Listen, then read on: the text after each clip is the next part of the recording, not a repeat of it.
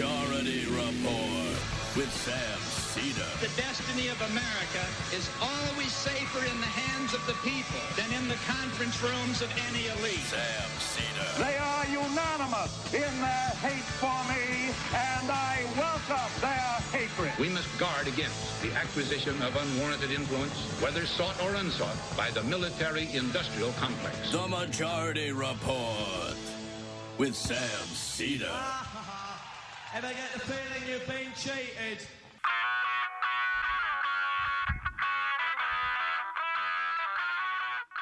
It is Thursday, October 8th, 2020. My name is Sam Cedar. This is the five-time award-winning Majority Report.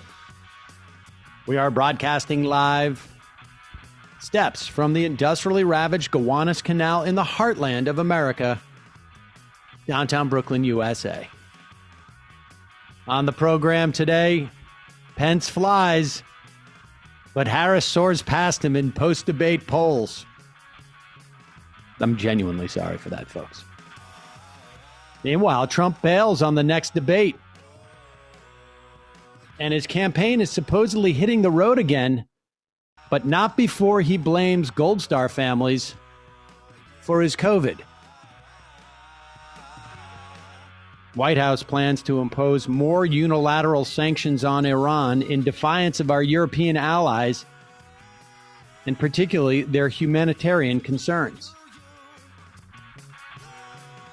After Trump's tweet storm, Pelosi and the White House are back to negotiating the economic relief so desperately needed by the American public. A judge orders Twitter to unmask the FBI impersonator who launched the Seth Rich conspiracy. And in an unlikely editorial, the New England Journal of Medicine urges Trump's ouster. And today, the Justice Department consent decree, whose expiration Trump may be counting on. World Bank warns that COVID may push 150 million people into extreme poverty around the world. And a House committee, after a 16-month long process, calls for sweeping changes to antitrust law. All this and more on today's Majority Report. Ladies and gentlemen, welcome. We are less than 4 weeks away from the day in which we call Election Day.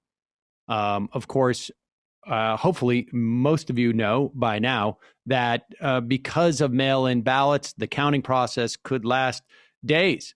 We may not have an answer to who is the president of the United States for days after November 3rd, even weeks.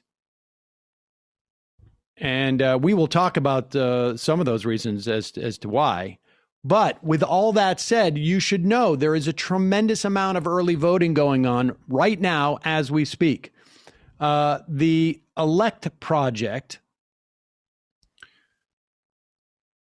U.S. Elections Project, I should say, at electproject.github, has a breakdown of the early vote as a share of the 2016, of the total 2016 vote.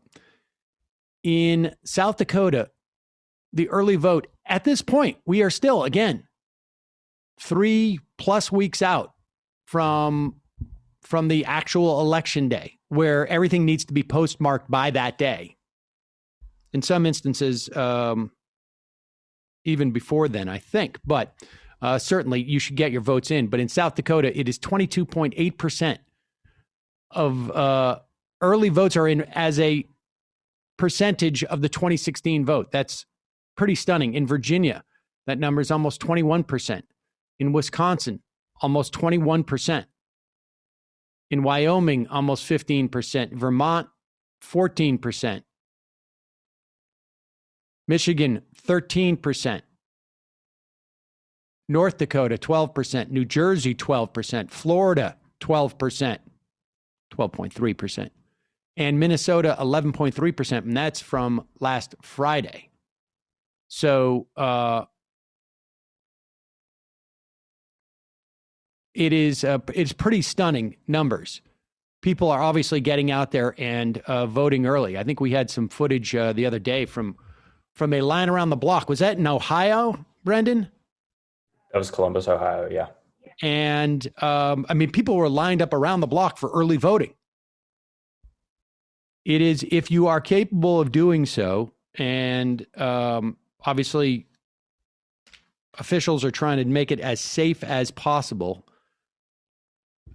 In many cases, people say that it's safer than actually going to a supermarket. I don't know how you assess that, except for in some instances, many people are waiting outside as opposed to milling around inside. But if you are capable of doing it, it is highly recommended. Meanwhile, last night there was a vice presidential debate.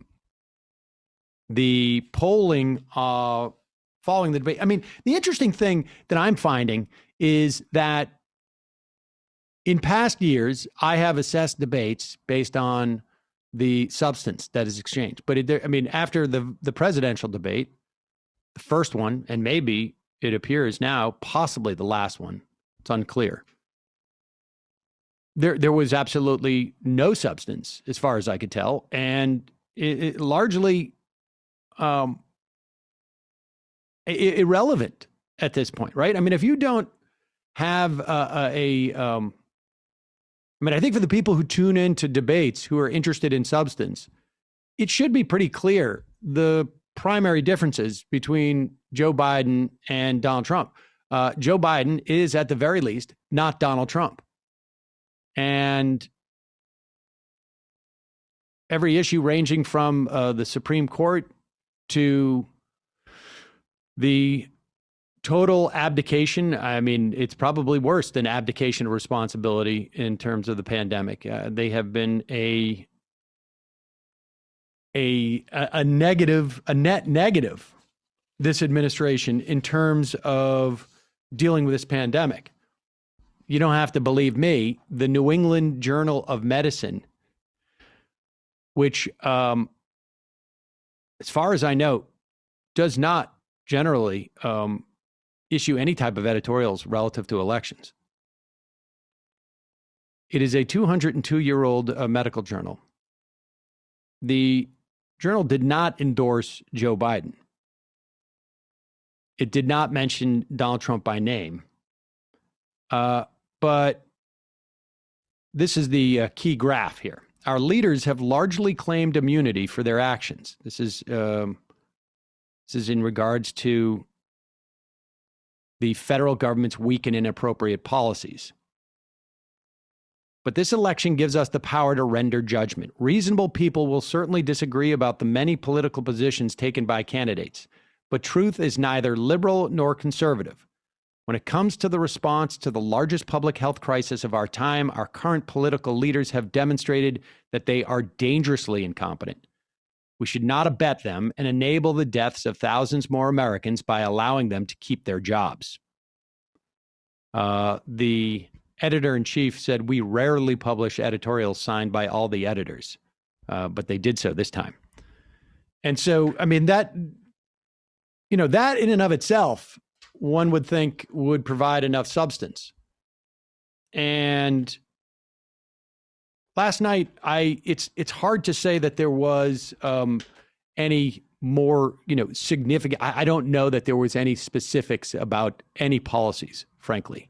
I think we heard a little bit about Joe Biden's pledge to not raise taxes on anybody making less than $400,000. And I honestly don't know that I could point to another sort of specific policy that was even remotely discussed at that point. Nevertheless, people tune into these debates and they make assessments based on performances. We had another situation where the moderator seemed completely incapable of maintaining the rules that they explicitly set out at the beginning of the debate. Mike Pence kept running over on time. So ultimately, Kamala Harris was given other time, but it was Mike Pence answered, it appeared to me, none of the difficult questions that were posed to him. I mean, even remotely difficult questions. I think there was literally 4 or 5 times where he explicitly ignored the question. Almost said, like, I'm not going to answer that one, but I've got another one I would like to answer. Kamala Harris had one moment, I would say, like that, where they wanted to key in on the question of court packing. And as I said in the debate wrap-up, we did a live stream last night. In the debate wrap-up, that was, what do you call it? Dipped in tequila, the wrap-up. One of the things I think that Kamala Harris could have done, and it was, obviously this is there are challenges for a woman, I think, in a debate in our political sphere. There's challenges for a black woman in the context of our debates, or even just broadly speaking in our political sphere. You're seeing a lot of a commentary on the right that Kamala Harris's smile was too smug, I guess, which is almost hitting the, it's almost about as ham-fisted as you could get. But I think she would have been well served to point out to the audience and to Pence that he's not answering the questions. With all that said, she won the debate, if there is a way to assess this, in terms of the instant polls of registered voters who watched. 6 in 10, according to a CNN instant poll, said Harris won. 38% said Pence won. In interviews conducted before the debate, 61% of those same voters said they expected Harris to win. 36% thought Pence would. There was a very big gender gap, which, and while both genders thought that Harris won, I mean, men split 48% Harris, 46% Pence. It was 69% to 30% for women. And I think the Democrats have to feel pretty good about that. Women really drove the 2018 midterm like slaughter, essentially, that took place, and led to one of the biggest Democratic vote tally wins on an off-year election in decades. So Kamala Harris, I think, comes out of that looking pretty good. And we have the opportunity to look at this footage from the debate. And this is, I would say, this is getting the most attention. I would say there's basically two sort of even remotely substantive things that have come out of the debate from last night that are getting probably the most amount of attention. Pence not answering any of the questions. That's been a big part of it. Pence going over time and the moderator saying, "Thank you, Vice President," over and over and over again. And Kamala Harris, I think, like I said, had a better second half than she did first half. But really, at the end of the day, the genuine winner, the biggest winner of the debate was the fly that took the opportunity to land on Mike Pence and stay there for apparently 2 minutes. Now, is this video that you have, Brendan? Yes, this is a 2-minute close-up of Mike Pence's well, I don't want to play it for 2 minutes, but let's play it for a moment. I wonder, let this roll and let's see what we got here. To the men and women who serve in law enforcement, wow. I want everyone to know, who puts on the uniform of law enforcement every day, and President Trump and I stand with you. And it is remarkable that that when Senator Tim Scott tried to So pass white. the police Hair. reform bill, Yeah, let me just be brought clear. together a group It's of not the fly Republicans and- talking, right? That's Pence talking. Yeah. and then you filibustered Senator Tim Scott's bill on the Senate floor that would have provided new accountability, new resources. Look, we don't have to choose between supporting law All enforcement, right, we can't watch supporting that public for the full safety, 2 and minutes, but supporting I our think people African- get the idea. The big winner is the fly. And then we're other It's people, like one of those robot bowls in a bar. Kind of. That's what the fly was doing to Pence's head there. What's that? Oh, yeah, right. Mechanical ball. Mechanical ball, yeah. riding the vice president. And then also a lot of people making a big deal about Mike Pence. Either he had one eye that was watering, or I don't know. That seemed to garner a lot of attention. I mean, much of this is theater in this instance. But I thought Harris held her own with Pence in many respects. I don't think it's going to change the outcome of the election. And in that sense, it is a win for the Democrats, because Joe Biden has a significant lead in the polls. Now, there are other issues with the election. We will talk about that in a moment. But I think the Democrats got what they wanted out of last night. And Mike Pence probably did too. He's thinking about 2024. Today's sponsor, BetterHelp Online Counseling. It's giving our audience 10% off their first month when you go to betterhelp.com/Majority Report. BetterHelp gives you access to your own fully licensed and accredited therapist via phone, chat, or video. Look, a lot of people trying to go see therapists, obviously wanting to do it remote. There's a lot of therapists who have long wait lists. Sometimes it can take you weeks, sometimes a month to see one. But when you sign up with BetterHelp, they match you with a therapist based on your specific needs, and they do so that you are talking to those people, that therapist, within 24 hours. Obviously, very stressful time for people. I've suggested BetterHelp to a couple of people. It's a great way, particularly if you've never been involved in therapy. It's a great way to try it out. With BetterHelp, once they connect you with a therapist, if you don't feel like it's a good fit, you can switch at any time to a new one.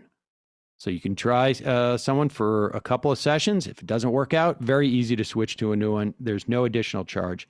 They have thousands of licensed therapists all over the country. Many of these therapists will have specialties that maybe you cannot find in your local area. BetterHelp also tends to be more affordable than therapists that you'd find through traditional means. You don't have to have insurance for BetterHelp, and they have financial aid options for those who qualify. BetterHelp has given everyone in our audience 10% off your first month when you go to betterhelp.com/Majority Report. That's BetterHelp, HELP, betterhelp.com/Majority Report. Okay, so in the wake of the debate last night, or I should say, prior to the debate last night, Donald Trump released what appeared to be an infomercial for the company Regeneron. We'll play a clip of that in a moment. And it was his pitch that he is feeling great. Sometime after the debate last night, I think it was, or maybe it was just before the debate, the sponsors of the next presidential debate, which was scheduled to be about a week from now, said that this will be remote because, as you will recall, at the last debate, it appears that Donald Trump may have already been infected with COVID, and there is probably an absence of trust in the White House ability to show up without a caravan of infected people. And so the plan was do this remote. Donald Trump has backed out of that. But let's just go through this. This is Donald Trump last night, prior to the debate. It was a 4.5 minute long infomercial or so for various pharmaceuticals and perhaps some type of tanning spray. I don't think he explicitly mentioned the tanning spray, but you be the judge. Here is just about 30 seconds of that. Have these drugs, Eli Lilly and the others that are so good, but they are, in my opinion, remember this, they're going to say that they're therapeutic, and I guess they are therapeutic. Some people don't know how to define therapeutic. I view it different. It's a cure. For me, I walked in, I didn't feel good. A short 24 hours later, I was feeling great. I wanted to get out of the hospital. And that's what I want for everybody. I want everybody to be given the same treatment as your president, because I feel great. I feel like perfect. So I think this was a blessing from God that I caught it. This was a blessing in disguise. I caught it. I heard about this drug. I said, let me take it. It was my suggestion. I said, let me take it. And it was incredible the way it worked. Incredible.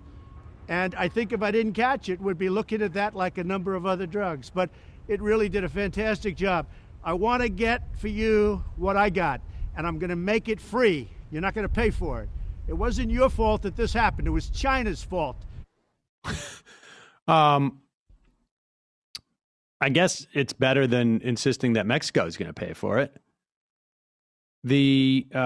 It's hard to know how much this this drug from Regeneron will cost. It has only been administered, at least according to the reporting, to about 10 people.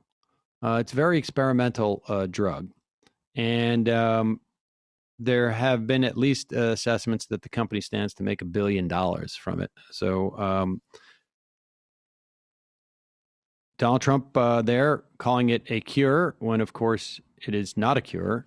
But if it were a cure, that would mean that Donald Trump no longer has the coronavirus. And surely they must be testing him, right? I mean, because you'd want to see if he's still infected, and you'd want to see if he's still contagious. Well, here is Mark Meadows on yesterday on Fox News discussing that very issue. And there are a lot of things we still don't know. We're listening to the physicians and all the statements they put out, but we don't know when his last negative test was. Will we? Well, we don't normally get into the testing protocol for the president. Obviously, the doctor has already spoken about that it was a positive test on last Thursday evening when he was confirmed to have the coronavirus. And obviously, the doctor here, the White House doctor, kicked into gear with making sure that he was protected and had the medical treatment that was proper.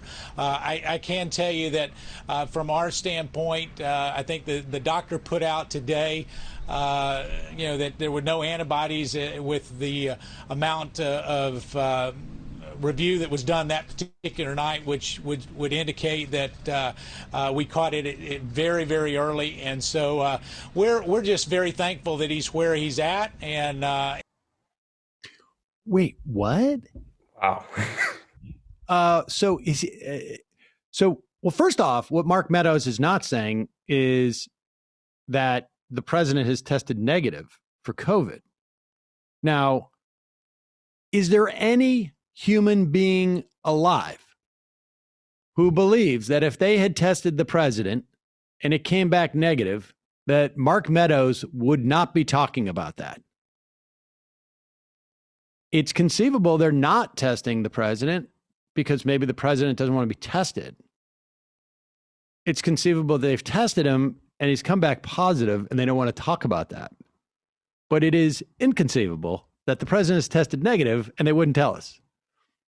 It also seems to be that he's saying that the president doesn't have any antibodies. Now, initially, didn't we hear that the president did have antibodies? I don't know. We're not getting much transparency from the White House. So one can understand why they decided to not have a in real life debate, because I don't know. I mean, like, even if you're like organizing this thing or you're working, with the production company or whatever. I mean, could you honestly, would you feel good about saying like, who wants the debate assignment here? I mean, you honestly would have to take volunteers. It's like, here is Donald Trump this morning on Fox Business News with Maria Bartiromo, explaining why he's not going to do a virtual debate. Now, let's hear his explanation first, and then I will give you my speculation as to why. Thank you so much for being here. First question is, how are you feeling? How is the First Lady feeling this morning? She's feeling good. I'm feeling good, really good. I think perfect, and we're ready to go. I'm ready to go, except the quarantine situation that you have for a little while after you get tested or whatever the procedure is. But I'm ready to do. I'm looking forward to doing the rallies. I heard that the commission a little while ago changed the debate style, and that's not acceptable to us. I beat him easily in the first debate, according to the polls that I've seen, but I beat him easily. I felt I beat him easily. I think he felt. Can somebody find me a poll that says that he won? Did they just poll like in the White House? I didn't see any polls that said he won. Are they showing him? Are they showing him? All the non-fake news polls had me winning. I mean, honestly, maybe they just polled like people in the White House and showed him that one. But nevertheless, continue. The two, he wouldn't answer any questions, and he had the protection of Chris Wallace all night long. It was I thought Chris Wallace was a disaster, but I beat him in the first debate. At the second debate, we have a never Trumper as a host, but that's okay because I beat him in the second debate also. And but I'm not going to do a virtual debate. So Mr. President, you're not going to do it because the CPD, the Commission on Presidential Debates, announcing this morning that the second presidential debate will be virtual. Are you saying you're not going to participate? No, I'm not going to waste my time on a virtual debate. That's not what debating's all about. You sit behind a computer and do a debate. It's ridiculous. And then they cut you off whenever they want. I have a host who I always thought was a nice guy, but I see he's a never Trumper. Came out that he's a never Trumper. We do have some of them, Maria, believe it or not, because they don't like to win. But I'm not doing a virtual debate. They didn't even tell us about the debate, Maria. So you. So Donald Trump decides he's not going to do the debate, and he basically laid it out for you as to why, is because they'd actually make him follow the rules. I mean, for Donald Trump, like, did he say anything in the last debate? His whole debate was just simply to interrupt Joe Biden. And so I think in this instance, he's concerned he couldn't do that. I mean, when you're sitting in front of a computer and you're talking, as opposed to there being a in real life dynamic between people tend to pay more attention to what you're saying. I don't think he wants that. I think that's a real concern. It's going to be interesting to see how this plays in the press. I mean, this is him being afraid of facing Joe Biden in a debate format in which the only thing that he can control is his expression of why he should be elected president or reelected president. And I think he's afraid they can't do it. I mean, I can understand why Joe Biden might be a little bit concerned about catching COVID from the guy. His own chief of staff is on Fox News today and cannot answer the question, has he had a negative test? They don't want to answer when the last negative test he had before he was found positive was, and they don't want to answer if he's had a negative test as of today. I mean, of course, I wouldn't go near him. No, I don't know if I would go near him anyways.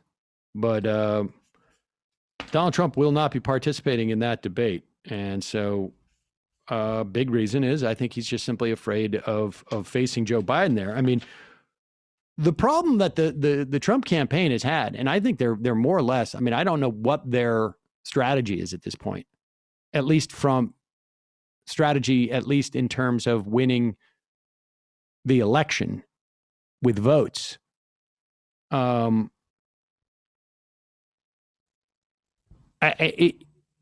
they started out by saying Sleepy Joe is afraid to debate me. And now Donald Trump is refusing to debate because he doesn't have the opportunity to talk over Biden, that he's actually just going to actually have to present his case to be reelected. I think they're in a very, very weak position here, at least if their agenda is to rack up more votes against Joe Biden. But they probably have a plan B. And we've seen the outlines of this for weeks and in many respects, months. I mean, frankly, you go back to the reason why Donald Trump was impeached to see what one of their plan Bs was. I mean, I don't know what the actual lettering would have been. Maybe it was their plan A. It was their plan 1A or A1B. And that was, of course, to get to create a scandal around Hunter Biden and Burisma. That fell apart, largely because of the impeachment. The next big push from the Trump administration has been in the Trump campaign, and I don't know that there's really any difference, has been this argument that mail-in ballots are illegitimate. Last night, at the debate, Mike Pence was asked about peaceful transition of power. This is a gimme, folks. This is one where you just simply say, of course. And, I mean, supposedly when Donald Trump said, I'm not so sure about it, it was sort of like a half in jest. But here's Mike Pence avoiding the question. President Trump has several times refused to commit himself to a peaceful transfer of power after the election. If Vice President Biden is declared the winner and President Trump refuses to accept a peaceful transfer of power, what would be your role and responsibility as vice president? What would you personally do? You have 2 minutes. Well, Susan, first and foremost, I think we're going to win this election because while Joe Biden and Kamala Harris rattle off a long litany of the establishment in Washington, D.C., an establishment that Joe Biden's been a part of for 47 years. President Donald Trump has launched a movement of everyday Americans from every walk of life. And I have every confidence that those same Americans that delivered that historic victory in 2016, they see this president's record where we rebuild our military. We revived our economy through tax cuts and rolling back regulation, fighting for fair trade, unleashing American energy. We appointed conservatives to our federal courts at every level. And we stood with the men and women of law enforcement every single day. And I think that movement of Americans has only grown stronger in the last 4 years. But when you talk about accepting the outcome of the election, I must tell you, Senator, your party has spent the last 3.5 years trying to overturn the results of the last election. It's amazing. When Joe Biden was vice president of the United States, the FBI actually spied on President Trump and my campaign. I mean, there were documents released this week that the CIA actually made a referral to the FBI documenting that those allegations were coming from the Hillary Clinton campaign. And of course, we've all seen the avalanche, what you put the country through for the better part of 3 years until it was found that there was no obstruction, no collusion, case closed. So he wouldn't answer the question. And I suspect part of that is, I mean, look, him saying it one way or another is not going to change their behavior. But I think the idea is that they want to maintain a lot of confusion about this election. And one of the ways that they're going to do it is by sort of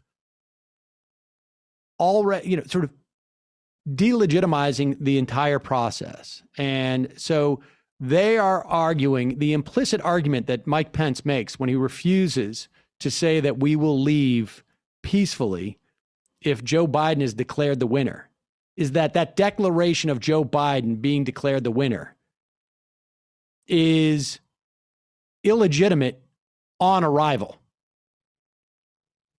That is the implicit argument that they're making. And there's a whole host of things that are happening. It feels like almost every day that they're small things that are aimed towards creating a certain amount of, or I should say, uncertainty around the entire electoral process. One of the things that people should be aware of is that starting in 1982, the Republican Party had a consent decree that they signed with the Department of Justice, barring the Republican Party as a national entity from any type of poll watching.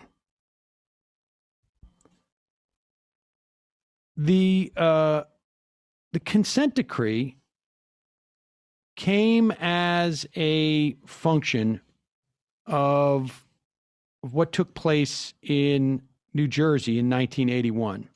There was an off-year election for state and municipal offices. And there were groups of men, some of whom were elected, or at least one was an elected official. Others were apparently off-duty police officers, who called themselves the National Ballot Security Task Force.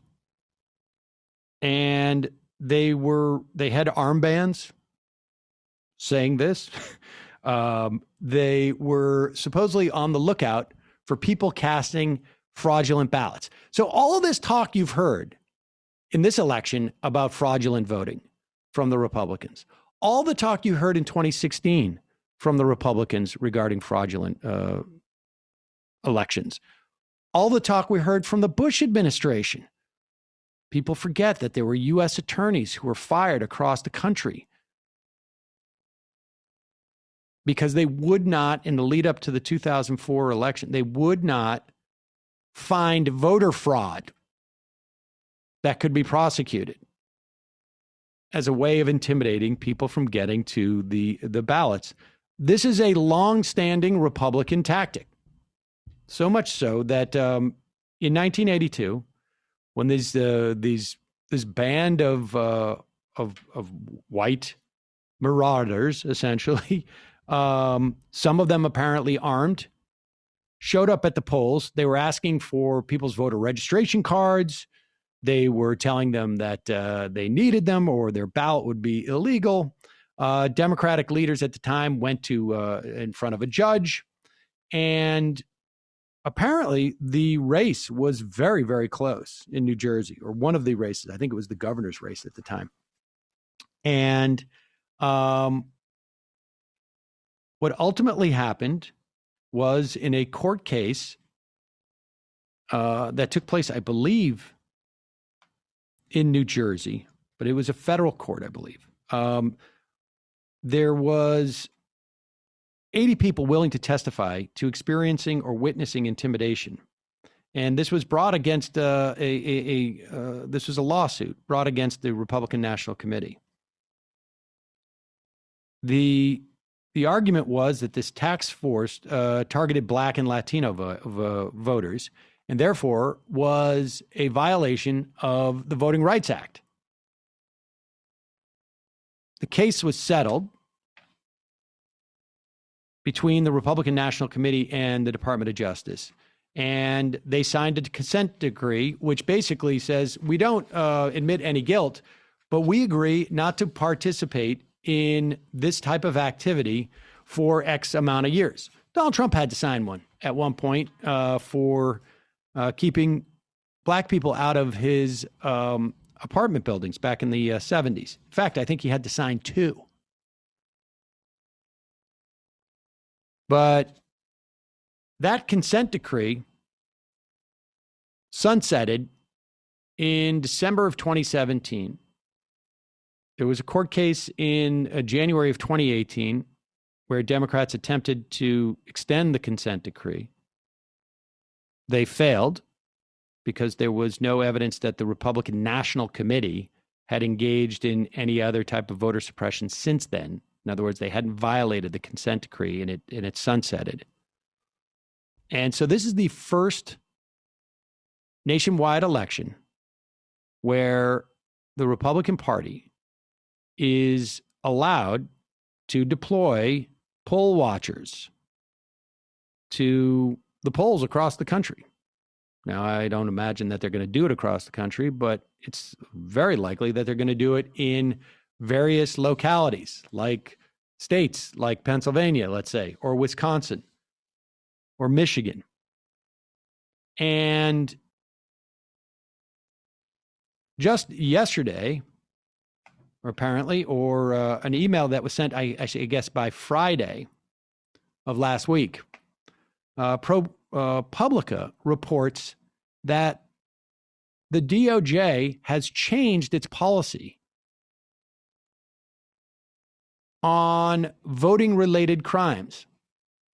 According to ProPublica, the DOJ policy, which says that in the event that there are any voting-related crimes, you, as a Department of Justice prosecutor, cannot make any public announcement about the ongoing investigations that are close to an election. And you also cannot take any public steps, like an arrest or a raid, before a vote is finalized in the weeks before an election, because the publicity could impact the outcome of the race. This is one of the reasons why people were so upset about the Comey letter in 2016. It was a complete violation of DOJ policy. But according to ProPublica, and according to an email sent on Friday by an official in the Public Integrity Section in Washington, if a U.S. Attorney's Office now suspects election fraud that involves postal workers or military employees, this is, recall the supposed scandal from a couple of weeks ago where Bill Barr was involved in the finding of 8 ballots in an office in Pennsylvania. Federal investigators will be allowed to take public investigative steps before the polls close, even if those actions risk affecting the outcome of the election. And no one's quite sure what to make of this, but the loosening of this policy that has been in place for 40 years has got people a little bit concerned. The new policy carve-out, this is according to Vanita Gupta. He was the former head of the DOJ Civil Rights Division under President Obama. It may be creating a predicate for the Justice Department to make inflated announcements about mail-in vote fraud and the like in the run-up to the election. Now, it's possible it's not, and it's possible it's just a justification for what they did regarding those ballots in Pennsylvania. But we have Donald Trump calling for poll watchers who presumably are going to find some problems, who presumably are then going to go to the U.S. attorney in specific states, who then can make public pronouncements in the run-up to the polls. And this is happening concurrently with courts around the country, in some instances of the Supreme Court, making it harder for people to vote. I mean, there's just a multi-pronged effort to disenfranchise people or to create obstacles to people voting in this election. And that seems to be increasingly, with Donald Trump refusing to go into a debate when he's clearly behind in the polls. Increasingly, that seems to be they're moving up into their sort of like first order strategy. And if you find that disturbing, you should. It's disturbing. All right, let's take a quick break, and we'll be back in just a moment.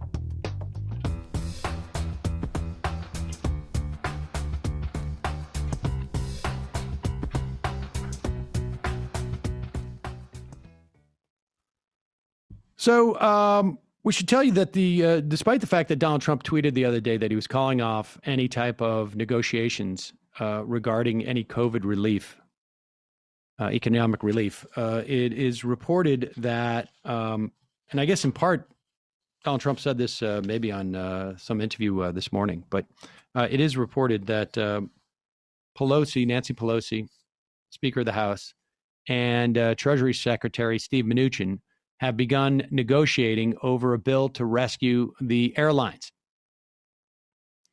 We have United and American Airlines furloughed more than 30,000 workers last week. We have more than 800, almost 850,000 Americans who were applying for, I should say, filing new unemployment claims. That was last week. This week's numbers will be in shortly. And no support for cities and states. Moody's downgraded New York City the other day. And this is the thing. It's always the airlines. That's where they end up breaking. New York Times just reporting, apparently, that Speaker Nancy Pelosi said she wouldn't agree to a standalone aid package for airlines unless the White House agreed to a broader stimulus plan. It's the airlines. You'll recall that when there was a government shutdown orchestrated by the Republicans, it wasn't until the flight attendants union said, we're not going to get on these planes because they're not safe because of the government shutdown and how it was impacting air traffic controllers. And when the flight attendants made that announcement, it took literally hours before Mitch McConnell decided that they could reopen the government. When the airlines start to have problems, when air travel in this country gets diminished, that's when the Republicans, at the very least, start to hear it. Because air travel is incredibly important to corporate America and to very wealthy people. And this is Pelosi realizing that there is one leverage point, and that is the airlines. Donald Trump wants to rescue the airlines and then basically cut another $1,200 check to everybody. That is necessary, but insufficient. We need support for cities. We need support for states. We need support for testing around the country. And we need more than just a one-off $1,200 stimulus check. We need expanded unemployment insurance. We should be paying, as we discussed the other day with Professor Wolf, we should be paying American workers to stay home so that we can get to a point where things like schools can open up because community spread has diminished. But we're not doing that. And hopefully Pelosi can hold the line. Donald Trump tweeting out in the middle of the night the other night that he was shutting down negotiations did not help the Republicans. And hopefully the Democrats can leverage that, and it will take some of the pressure off their frontline seats, as they call them, those Democrats elected in purplish or even reddish districts. Lastly, before we go today, I want to just draw your attention to something that is undoubtedly not going to be reported much by broadcast media. New York Times reports on this, and there's a great piece in the American Prospect by David Dayen about it. But this is very important because in the event that Joe Biden wins, this is going to be one of the major Democratic initiatives coming out of the House. And it is in about 450 pages of a report that was presented by the House Judiciary Committee's leadership. it took 16 months of investigations to write. It involves specifically Amazon, Apple, Facebook, and Google. But the principles that are discussed in this report and the solutions offered are going to have implications for not just the tech sector, but for every sector, and it involves antitrust. The report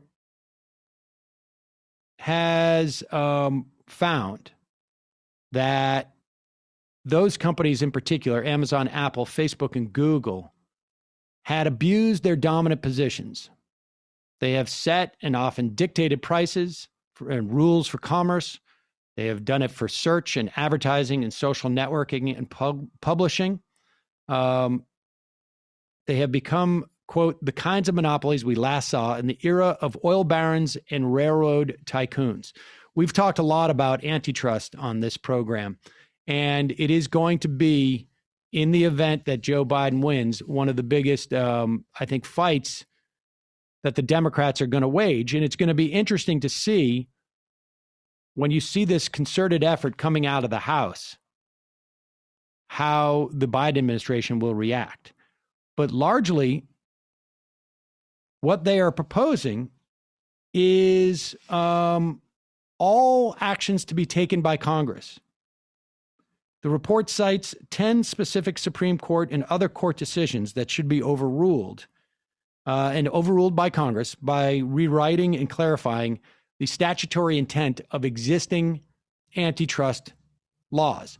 The short story of this is during the Reagan era, our antitrust regime was essentially reinterpreted. Largely, this was the work of Robert Bork, where we used to have an antitrust regime that basically said monopolies are bad because, A, it hurts consumers in terms of price, but it also hurts consumers in other ways, in terms of choice, in terms of quality, and it also hurts democracy and citizens insofar as it makes these companies too powerful and they get to shape not just commerce in an inappropriate way. They get to destroy other companies in an inappropriate way, but they have too much power over our democracy in policy, generally speaking. And that was the antitrust regime that we had in this country from the early 1900s through to the 1980s. And under Ronald Reagan, that was changed to simply test, is it a monopoly? Do consumers get cheaper prices? And if consumers get cheaper prices, then it is not a destructive monopoly.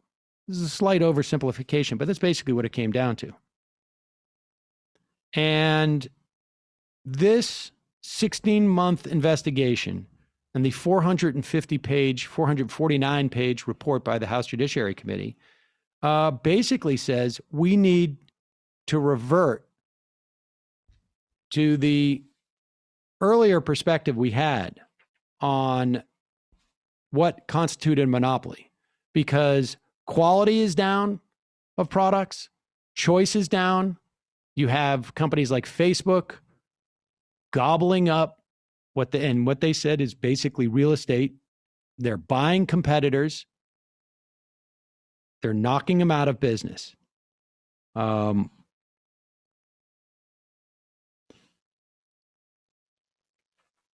As David Dayan says, they are using their position as gatekeeper in their particular markets: social media, search, e-commerce, cloud computing, smartphone operating systems, and app distribution, voice assistants, and more to maintain market power, crush and exploit rivals, make partners who rely on their services subservient.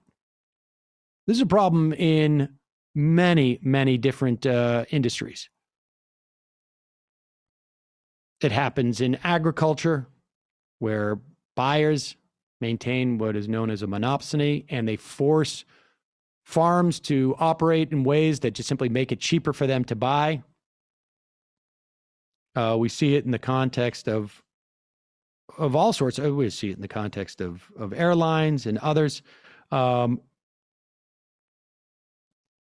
Places like Google and Amazon have used restrictive contracts. Amazon, they have contracts which make their products within their marketplace, make them the default settings. They hurt other businesses. You have Apple. 99% of all mobile browsers come from companies who make the smartphone operating systems. To get onto the Apple Store, you've got to pay a 30% VIG, and it's virtually impossible to release it's basically impossible to release an Apple app unless you give Apple a 30% kickback.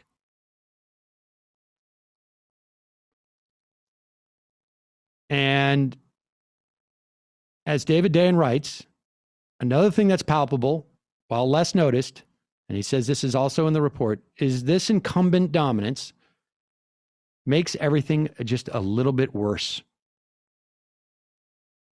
The report describes the consequence of absence of competition being that, quote, quality has deteriorated over time through degraded privacy protections, less relevant search results, and the rise of misinformation and counterfeits and the decline of trust in what we read. As Dayen says, monopolies are bad because they make things demonstrably worse. We'll be talking more about this antitrust stuff. I have a feeling in the months to come, particularly in the event if Joe Biden prevails. But again, if you have the opportunity, go out and vote. Early voting is happening across the country. Check your local listings for that. We will be back tomorrow. Stay safe, and we'll see you then. All right. In the meantime, today we're going to do the fun half. The crew is going to be back. I should just say that I guess basically since August, maybe it was late July, we've been playing best ofs of some interviews that Michael did on this program. There, obviously, you can search in our YouTube for Michael's shows, and obviously check out the Michael Brooks Show on YouTube. Matt and Griscom and Leisha have been continuing on with that program, but you also have the ability to go back and see some of the interviews that Michael Brooks did over the past couple of years. Going forward, we're going to be doing the shows basically like this. I will be doing the first hour, and then the crew will be here. New Matt, old Matt, I guess timeless Jamie, and futuristic Brendan. Have I hit every possible temporal sphere? So stick around for that. The fun half will be coming up in a minute. Just a reminder, it's your support that makes this show possible. You can become a member at jointhemajorityreport.com. Also, check out justcoffee.coop. Fair trade coffee, tea, chocolate, co-op in Madison. Great movement supporters. And they also make great coffee. And you get 10% off when you use the coupon code majority. And we have a Majority Report blend, so you can check that out. Also, the AM Quickie, it's getting really big. People are talking about it all over the place. You can sign up for that at amquickie.com. Check it out. 6-7 minutes of headlines in your podcast server every day, all free. You can check that out. Also, Nomi's show today. Do we know what it is? I don't know who's on today, but I imagine they're going to do some debate roundup. And you can find that at youtube.com, the Nomiki Show.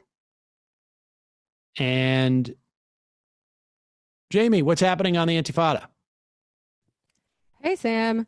So this week on the Intifada, we have a nice chat with our friends at Swampside Chats about Star Trek. We watched a 2-part episode, so it is itself a 2-part episode called Past Tense, where the crew goes back in time to a San Francisco homeless camp at the time of a riot against neoliberalism, which then spiraled into international revolution, bringing us the space communism that we know and love about the normal timeline of Star Trek. So it's written in the 90s, and it really predicts a lot of the economic crises of the current day, rounding up homeless people into camps and, maybe the coming revolution. Patreon.com/The Antifada. Check it out. And also, Sean and I will be recording a new, very topical episode this weekend. So look out for that next week. Okay, great. And Matt, what happened on TMBS this week? Yeah, we had Matt Karp come in to talk about Bernie 2020 and what we learned from it and how we can follow in the radical Republicans' footsteps against the Supreme Court. And also Luke Mayville on that Reclaim ID Medicaid expansion program in Idaho. So big show on Tuesday, patreon.com/TMBS. And old Matt will be joining us in the fun half. But in the meantime, what's going on Doomed these days, Matt? Oh, well, hey, Sam. Yeah, I got the Majority Report backdrop going. I do this every week. Nice to see that you No, I know. watch. But I mean, how well, let me ask you this. Yeah. So, do you have a green screen up? Is that it? I do have a green screen behind me, yeah. Because that looks super solid. Yeah, it's a green screen, and then I basically use the program I use to I use a virtual mic in this program, Ecamm Live, which I use to stream, and that replaces the green screen with this photo I took the last time I was at the office of the Majority Report backdrop. Oh, so that's not via Zoom? No, it's not. I mean, I'm through Zoom, but the green screen's being done in another program. Interesting. That's why it's probably a little more solid than mine. I did that last night for the debate, and it doesn't look as good as yours. I saw. It didn't. Anyway, youtube.com/Matt Binder tonight at 9:30 p.m. Eastern time. I will have Parker Malloy of Media Matters on the show, and we'll be breaking down Trump's misadventures with COVID this past week. There you go. All right. We'll head into the fun half. I will be back tomorrow and leave you guys in to have at it. There's a lot of fly footage, I guess, that still has yet to be played. All right, folks. See you tomorrow.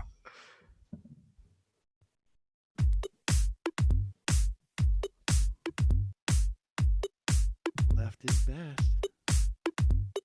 Jamie and I may have a disagreement. Yeah, you can't just say whatever you want about people just because you're rich. I have an absolute right to mock them on YouTube. He's up there buggy whipping like he's the boss. I am not your employer. You know, I'm tired of the negativity. I'm sorry. I didn't mean to upset you. You're nervous. You're a little bit upset. You're riled up. Yeah, maybe you should rethink your defense of that, you fucking idiots. We're just going to get rid of you. All right. But dude. You want to smoke this joint? Yes. Do you feel like you are a dinosaur? That's a good shit. Exactly. I'm happy now. It's a win-win. It's a win-win-win. Oh, hell yeah. Now listen to me. 2, 3, 4, 5 times. 847-906-501-457. 2, 38, 56, 27. 1/2. 5 8s. 3.9 billion. Wow. He's the ultimate math nerd. Don't you see? Why don't you get a real job instead of spewing vitriol and hatred, you left-wing Limbaugh? Everybody's taking their dumb juice today. Come on, Sammy. Dance, dance, dance.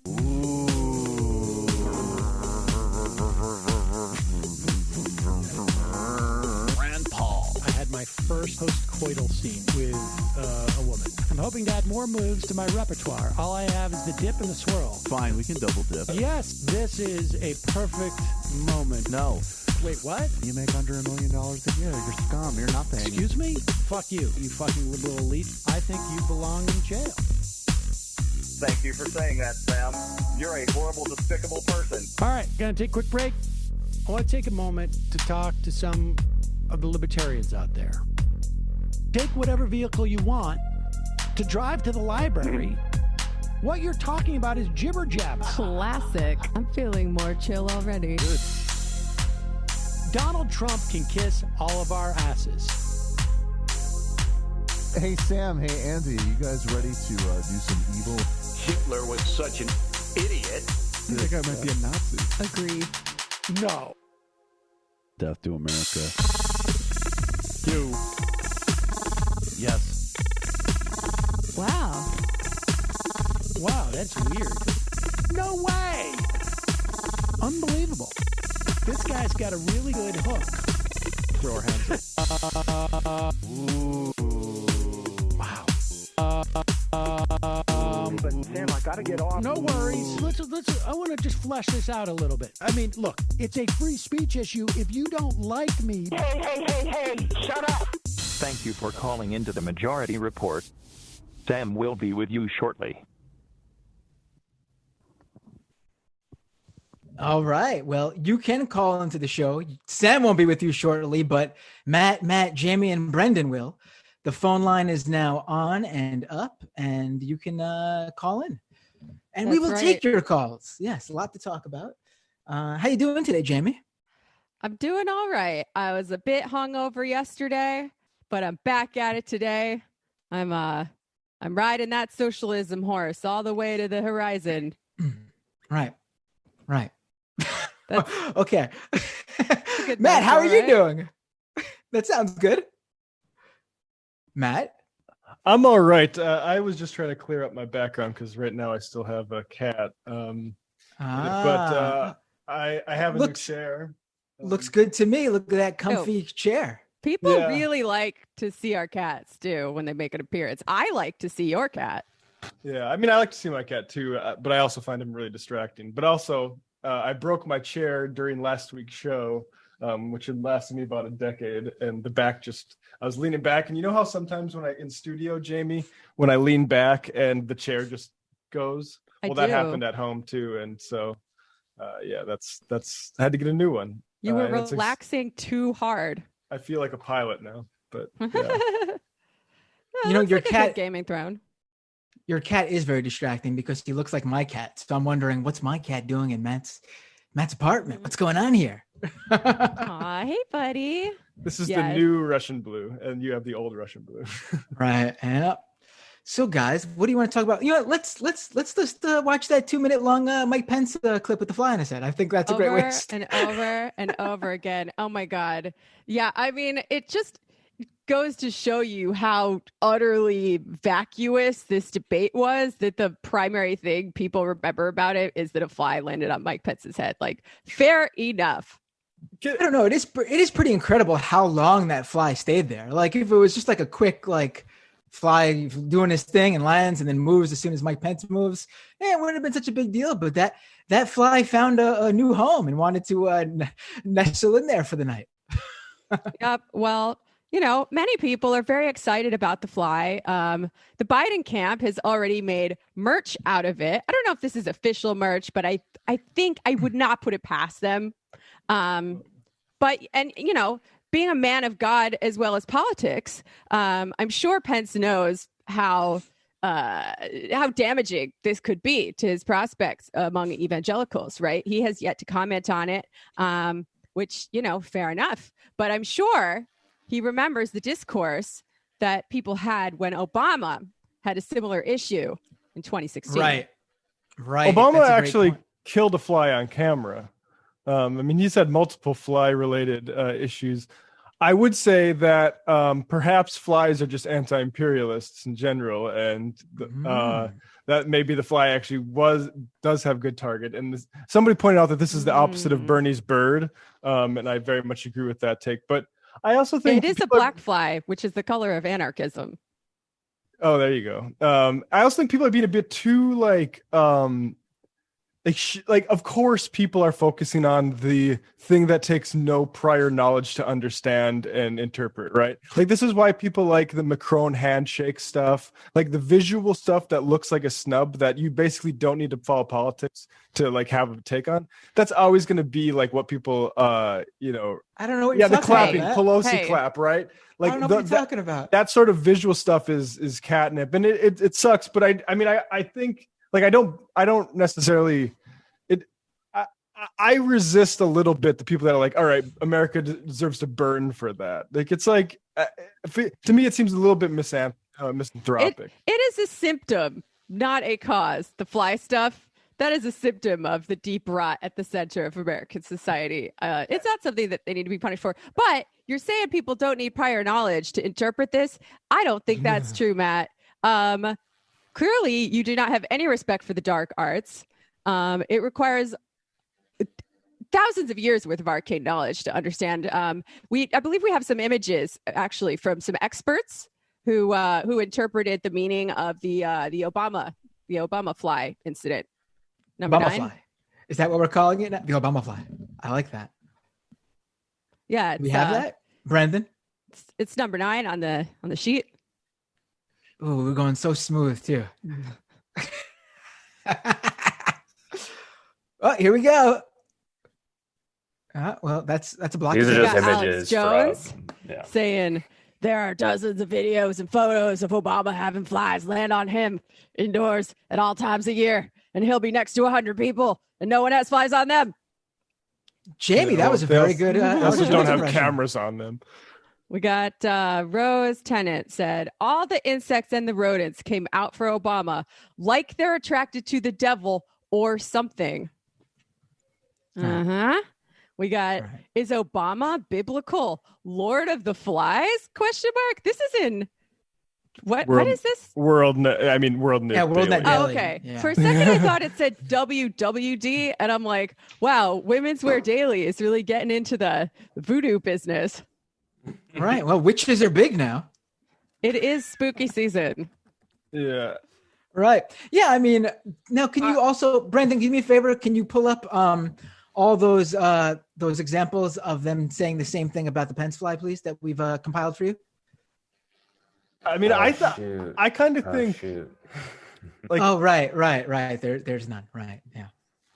I also think the Pence fly thing, like, we'll take any excuse to be frivolous and not actually look at, like, Pence just said, I might not do a transition of power because you've been trying to steal this, or I guess redo the administration. I don't know what their take on the Mueller report is. Overturn the results of the election. That's what the Mueller investigation was about. Right, which I mean, I would be interested in the Russiagate guys where they distinguish their views from Pence's on that. Frankly, we can start with the ones who don't do work like Michael Tracy and go on to the ones who do. But I'd be curious how they're responding to that sort of stuff. Yeah. But yeah, I mean, I think that is the takeaway. That's the single take. There should be a top line from the debate last night, and it should be Pence continuing. Mike Pence is the Antichrist. Yes, I agree. Well, yeah, continuing to project that they don't really, like, they're not going to follow the results of the election or allow the election results to be tabulated in a way that kicks them out of office. And I think like, yeah, there's a retreat into frivolity a little bit with it. Right. My personal favorite moment of last night actually wasn't the fly. It was when Mike Pence started gloating because he asked Kamala to have a position on packing the courts, and she wouldn't answer the question. And he kept badgering her for not answering his question when his question was literally the way he avoided the moderator's question on what the Trump plan for those people with pre-existing conditions is if they got rid of the ACA. That was hilarious. I can't believe Kamala didn't point that out on air, because that would have been a very good moment. I mean, he was really going, like, gloating over it, like, oh, look, she can't answer the question, when he literally asked it so he could avoid answering the moderator's question on pre-existing conditions. It was just so dumb. The whole thing was so dumb. I mean, Pence is more scary than Trump in some ways because he seems like a normal, reasonable person if you're not really paying attention to the content of what he says. You know, Trump is like a wild and crazy guy, especially now when he's high AF all the time. Whereas Pence, you know, he has the same policies. He's probably more of a true believer. He's probably smarter than him, but he's speaking in his calm voice. So, you know, it sounds reasonable to people who aren't really paying attention. Right. Yeah. I get what you're saying. I want to go to Matt Karp's piece on the Supreme Court just to talk about, first of all, I don't think Biden should be definite about the Supreme Court thing, because I don't think we really know what actually we are even capable of doing as a broad left in terms of, but I do think we need to learn from history. And so there's this Lincoln Douglas debates where Douglas was saying, like, from that decision, there is no appeal. This is talking about the Supreme Court. From that decision, there is no appeal this side of heaven, yet Mr. Lincoln says he is going to reverse that decision. By what tribunal will he reverse it? Will he appeal to a mob? Will he stir up strife and rebellion in the land and overthrow the court by that? And Lincoln had a very, like, good response to that, which is, we do not propose to be bound by Dred Scott as a political rule. We propose resisting it as to have it reversed if we can, and a new judicial rule established upon the subject. Very simple, like, I think, response to that. Like, we're going to fix this so it's in accordance with the will of the people, and we're not just going to defer to some ghouls placed onto a court that like is illegitimate. Yeah. Right. I mean, I'm fine with appealing to the mob if that's how things got to go. You know, like the Supreme Court doesn't just get to take all of our rights away and we have no recourse. Sorry. There are other authorities that are equal or greater in power to the Supreme Court should things go that way. I think the sovereignty of the people, democratically understood. I think that's it. Right? You don't have to look to God, the divine right of kings, nothing. That's it. We're the ones here. We get to decide. Right. Dead but ass. I mean, I don't even know if you even need to get to that. I mean, literally, there's just nothing that says how many people need to be on the Supreme Court. Like, there is no declaration that says it must be 9 people. I mean, it seems pretty simple to me. You're not breaking any rules by putting more people on the court. It's been done before, and it'll surely be done again. Why not now? Yeah. Right, but there's all sorts of other things you can do, like to get rid of judicial supremacy besides packing, right? So, so it's like, I think we should have all options on the table. It's like what Trump was saying, like, hey, Trump, in 2016, what's your plan to stop all these wars you're hitting Obama and Hillary about? It's like, well, if I told you that, it wouldn't be a secret and the enemies might know. It's like, well, yeah, exactly. Like, the enemies are the Republican. The enemy of the world is the Republican. Why would we foreground exactly the route we want to take here so they can plan how to obstruct that? Yeah. I mean, on the one hand, that is true. We don't want our enemies to know our plans. On the other hand, I don't think the Democrats have a plan. And on the other hand, but no one does. Right. Yeah. But we're at a point where we don't really know what's gonna they could try, but like, liberals are very concerned about the courts, as they should be, right? The courts matter. Sam has drilled that into me over and over again. And like, but you know, the interesting thing, like I'm sorry to interrupt you, but the interesting thing there, I just want to go off that and you can continue. I'm sorry, Jamie. I promise never to do this again. But here's the interesting thing. We're going to put that to the test finally, because we've been hearing, you know, that's been the excuse for how long now that, you know, the courts is a reason to vote Democrat. Well, now the courts are truly up for, you know, we're at a point where it's not even just up for grabs. It's almost surely going to be a conservative court. And basically we're telling the liberals are saying that we need to vote for the Democratic ticket because we need to do something that even goes beyond making sure we replace a deceased liberal with a living liberal. So we're going to see, finally, put that to the test, how much the courts can matter to people who vote Democratic, because, you know, that's been put to the test before for Republicans, and we know they answer that call. But continue, Jamie. Well, I'm sorry to interrupt. Kind of where I was going before I got my own point mansplained to me, Matt. The idea, like, the courts are effed, right? For generations. We know that we're going to need to take some drastic measures in order to un-F them. And it might be a nice driver of turnout, perhaps, if the Democrats said, hell yeah, we're going to pack the courts. We're going to introduce term limits. We're going to do all these things to make sure that these reactionary psychopaths that they put on there don't get to dictate your rights for the rest of your life. Yeah, Well and said, Jamie. I would just like to define my own Lincoln project, which is to get the Democrats to sound like Lincoln in his inauguration when he said, if the policy of the government upon vital questions affecting the whole people is to be irrevocably fixed by the decisions of the Supreme Court the instant they are made, the people will have ceased to be their own rulers, having to that extent practically resigned their government into the hands of that eminent tribunal. And yeah, I mean, the nice thing about the 1850s and 60s is all the newspaper headlines calling the Supreme Court the citadel of slavery. We should not be legitimizing this institution. We should not be making any of the figures on the court heroes. The notorious RGB thing, that was a disaster, frankly. So and it'd be nice if everybody involved, I don't want to be too specific, but like that was a horrible political project, flawed from the start. And we see exactly why. Like, none of these people are our friends. Like Sam said yesterday, there's been like a 10-year period where the court was like making decisions that was moderately progressive, and we saw what happened there, right? Like, and for somehow the ghost of that 10 years is living on with people, and it doesn't have to live on with everyone. I also make the point, like Ian Millhiser has been leading the charge to delegitimize the courts for like 15 years, and he's not really a Jacobin guy necessarily. So like, right. But we just got to get there. Like the courts, whatever it takes, whether it's packing the courts, whether it's I mean, really what we need to do is congressional supremacy in the House of Congress. Like that, we should move towards, delegitimize the Senate. That's also not something we should, I mean, that's a whole nother project, but also sucks. Get it the hell out of here. Everyone should be represented by the Congress, the House of Representatives. That should be the main body of government. And, but that's I guess maybe a couple centuries long project. Yeah, so.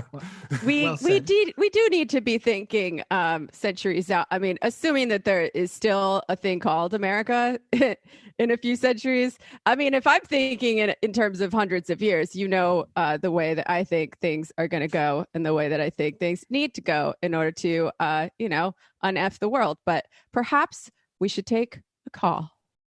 Yes, we should. I'm sorry. You guys had great points, but Matt said RGB, and whenever I hear someone say that, my brain just automatically goes Ruth Gator Binsberg, and it just makes me It's too much gaming PC stuff. Yeah, it's too much production life. Yeah. Justice Binsberg. Okay, let's go to the phones. This is an interesting number. General Foreign Skype number. Let's take that. General Foreign Skype number. Hello, can you guys hear me? I can hear you. What's your name? Where are you calling from? Brilliant. It's Matt. I'm calling from London. Would you guys like to talk about what Trump might be pulling, or would you like to talk about police brutality in America and sort of contrast it with what happens in the UK? I'm happy to talk about either. Why don't you pick? Really, your choice. You're the caller. Okay, cool. So I'll go with police brutality in the UK. So sounds good. First of all, I just want to refer to the gentleman I think it was George Floyd was the gentleman who was choked for about 8 minutes by the U.S. police officers. I just want to just sort of reiterate again how disgusting that is, but also just to sort of compare and contrast with the UK. And we have our problems. I would never claim that the UK police don't have a problem with racism because they do. And for example, I don't know do you have stop and search in New York? We did have stop and frisk. And I'm assuming it was very similar. I mean, it still exists in some manner. Yeah, but there was thing, exactly. Yeah, but there was like during the Bloomberg years, it was over the top. I believe, if I remember correctly, there were more stop and frisks done in New York City during the Bloomberg administration than there were the total like African American male population or something like that. So it was unbelievable. So that means some people were getting stopped multiple times throughout their throughout the years. So ridiculous. But continue. I believe they technically ended it, but of course they still find a way to do it. And a lot of these excessive stopping and friskings have transferred over to cars. Right. It's more so I mean that's go ahead. So that's a big problem in the UK. I mean, to be honest, like it's something like 70% of people stopped and frisked are black youth or young black men, and that's completely that's 3 to 4 times larger than their percentage of the general population. But just to sort of give you an example, we had a situation where a police officer was shot and killed recently, and that was the first time a police officer has died in the UK in 2 years, right? Being killed on duty. That's the first time in something like 8 years that a police officer has been shot and killed. So there've been people who've been stabbed or run over by a car when a suspect's fleeing. And it just goes to show that the stakes of the interactions are so much lower here because guns aren't completely illegal, but gun control is real in the UK and guns are highly restricted. And we still have things like SWAT teams. So I don't know if you remember the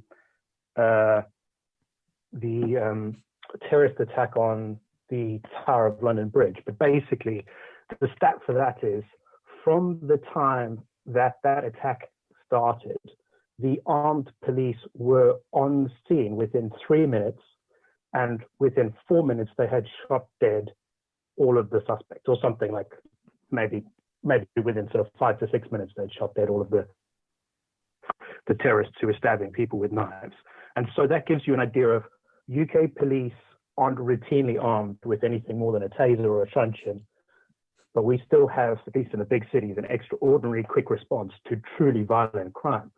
But the deaths in custody here are lower simply because there is less conflict. There are less guns involved.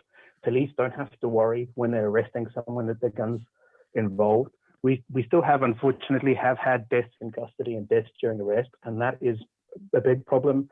It disproportionately affects non-white people, but we have this thing of just the total fatalities per capita are so much lower because guns are not in the system, and that just deconflicts everything so much. Yeah. Right. Can I ask you? That's spot on. Is there a defund / abolish movement in the UK the way there is over here? No, and I think it's because the police, while they have a problem with racism, are fundamentally a force that believes in policing by consent. And I think police budgets were slashed under austerity from 2010 so much. In fact, there's probably too few police here if you're talking about community policing. But I mean, one of the big differences, Jamie, and it doesn't stop the racial nature of class conflict in society. But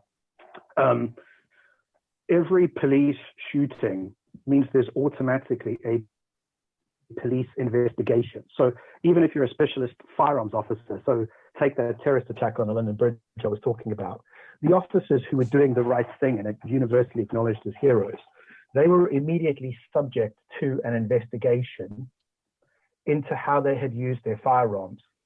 So every time you use your weapon, there's again, the independent police body that regulates these things is not without its problems, but they had to prove that yes, there were terrorists stabbing people on the London Bridge, Tower Bridge, but I still used my semi-automatic weapon in a manner that was safe. And that makes a big difference because even though these are people who've chosen to use firearms, there's a very selective training, they're still held to account. And accountability is quite big here for the police. I think that's an important, because our environmental gun problem is huge, and the case study of a response team that can respond to something like that isn't just policing the community looking for low-level offenses armed as well, I think is important. But I think it is definitely a problem, like how many guns we have in this country. We're going to need some kind of armed first response, particularly like today, this news about an armed militia wanting to kidnap Governor of Michigan, Gretchen Whitmer, right? There's a lot of armed groups in this country, and it's something we're gonna have to deal with. But I'm curious, Matt, specifically, in the UK police, what's the knowledge of sort of neo-Nazi sympathy or infiltration in police departments there, even despite this armed thing? Because I was watching a BBC version of Othello set in the 2000s, and it was all there's a lot of it seems like you guys have that problem over there too, right? Oh yeah, no, I mean racism is definitely a problem. So there's a classic case, which I'll be honest, I don't have all of the details about, but there was a young man by the name of Stephen Lawrence who was black, whichever, and he was murdered by a gangster in London. But the police completely botched the investigation. So Stephen Lawrence would be like the Central Park Five. He would be one of those names that if you live in the UK, people would always point to.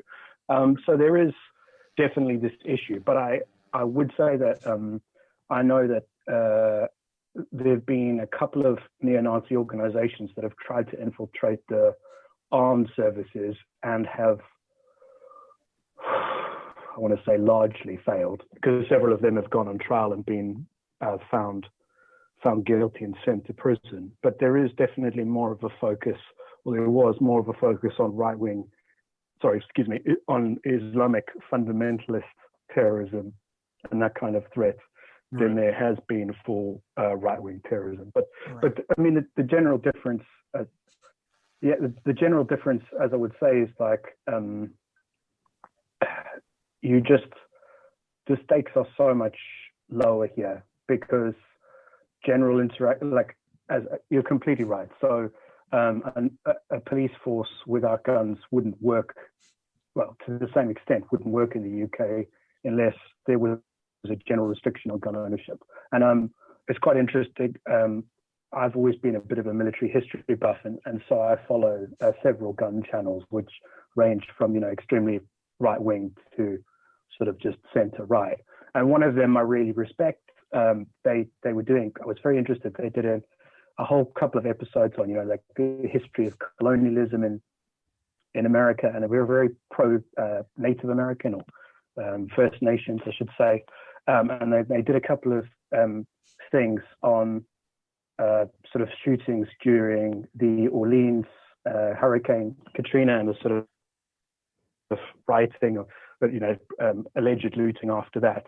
And they were very, very critical of certain police actions and stuff. But the problem is because these people are pro-gun, they are still having things like, how would you mod your M16? And I'm being very broad there, it's AR-15, but, they will still put articles up like, what is the best type of shotgun for home defense? And, maybe a shotgun is a legitimate weapon for home defense, but when things go badly wrong with a shotgun, they go very badly wrong. So that's there's a kind of disconnect between being able to identify what they see as sloppy gun use and racism in the police, and being able to say like they recently got criticized because someone trolled them, basically pretended they were for banning assault weapons, and they were like, no, we don't believe in gun control at all, ever. So there's this big disconnect between the things they can see are wrong with gun culture and how their love of easy access to firearms has enabled any idiot, basically, in America to get hold of a firearm. I think there's a lot of cognitive dissonance going on. When you have gun control measures, though, on the side of the purchaser and the consumer, those are always going to be enforced in racist and classist ways, especially in this country. And I don't want the only people with guns in a country that is already awash with guns to be these, wealthy suburban chuds. Yeah. You fundamentally basically what we do in this country is means test gun ownership, and not very well. Like whether you can have it or not, and we really need to have these massive I don't know exactly how to do it, particularly given like where we start from, right? It's because I agree to a certain extent with what Jamie's saying, but I don't know. I think this is a big problem, and I do think like more industry targeting solutions are the response. Well, one more quick question: What is the police response over there? Question. What is the police response over there to protest movements? Because I'm assuming one reason why there might not be a defund the police movement over there like there is here is because I'm assuming that the police over there aren't really as militarized, if really at all. Like, do you have tanks and LRAD machines showing up for people marching in the streets over there? The answer is no. So, I mean, like, for example, London did buy some secondhand trucks with water cannons for riot control, but then they were never used. So that would be the closest we have. Basically, the defense budget in the UK has never been as large as the defense budget in the US. And there is, to my knowledge, never been a scheme to move equipment from the Department of Defense, the Ministry of Defense here, into the hands of local police. And it simply wouldn't work. So, I mean, police in riot situations wear anti-stab armor. They wear kind of standard riot gear like helmets and, safety boots and everything pretty fully. There's always a disagreement, right? I mean, I wouldn't say that the police are perfect, and I have seen them dealing more aggressively with more aggressively with sort of certain left-wing protesters, but they have also dealt fairly aggressively with certain right-wing protesters. So I think they come at it more from a crowd control perspective, but there are lots of people who are left or centre-left who would criticize the police more than I do and might have more knowledge of UK sort of crowd control and riot policing, which, you know, they might be more qualified to speak on it than I am. But I mean, the idea of an armored vehicle, that doesn't work. That wouldn't happen. I mean, the closest thing you would have here is like a kind of, you know, like a UPS type van, you know, like a minivan basically, or a large half-bus type van that might have bulletproof glass on it, for example, and that is, you know, the most armored it would get. You see what I'm saying? So the windows can't be smashed out if there's a riot, but it wouldn't. It's not even close to the same thing. It's a completely different, you know, different category. Well, it sounds like you guys have a slightly better version of the police over there in the UK, and the problem is maybe slightly less urgent. I still think that we need to abolish the police everywhere, as they are an instrument of class rule and they exist to protect capitalist property relations, but maybe they occasionally do something good in the UK. I don't know. It's a big topic. Thank you so much for the call. Yeah, thanks. Jonathan. Take care. I don't know, Jamie. I think maybe I'm fine with the police if they're doing that little jig that British police do in the movies where they're swinging their baton. I think I'm fine with that. They wear the furry hats. In the UK, all cops are like Simon Pegg. Right. Yes. As long as we get that. Yes. I'm frightfully sorry. I'm going to have to detain you now. That's quite all right. They give you tea and crumpets in jail. I'll take them. Let's go to 308. 308, what's your name? Where are you calling from? 308. Guess 308. Oh, there you are. I'm in a grain bin again. How you doing? Yeah, grain bin. It's Kowalski. So what's up, Kowalski? Just wanted to give a theory. I forgot. I disavow radical evangelicals. That's going to be my thing. I feel like this is going to pay dividends in the future. But yes, I disavow radical evangelicals. We do not want the Christian version of Sharia law becoming the law of the land. Yeah. Anyways, I just had a theory. Do you guys suppose Kamala Harris did not go full on DA on Pence because she didn't want to come off as a strong woman and, you know, make the male ego just completely collapse? Jamie, let me handle this one again. No, go ahead, Jamie. I mean, absolutely. I think this was a I'm calculated gonna step. hop off. Something just happened. Holy shit. Oh, no. All right. Well, hope Good luck everything's with okay. your corn tower over there. Go ahead, Jimmy. Oh, What do you think wow. about the question, though? Hope everything's okay on the farm. I mean, yeah, I think this was a calculated step because she was afraid and her people were afraid that she would be perceived as an angry black woman. Because unfortunately, that is a trope that exists in our culture. And for the wishy-washy suburban moderates that the Democrats are going for, many of whom are racist and sexist, that is a thing.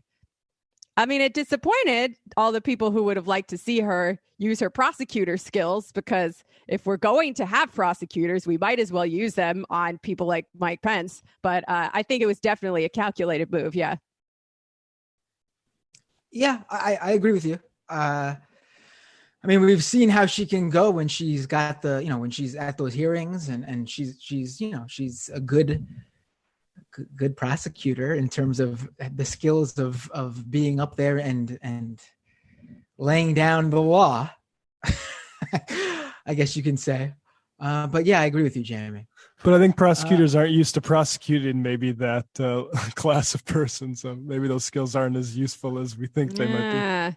I mean, she is in certain committees occasionally impressive, but yeah, I don't think she's that great of a debater. Maybe if you were the parent of a truant child, she might have gone a little harder at him.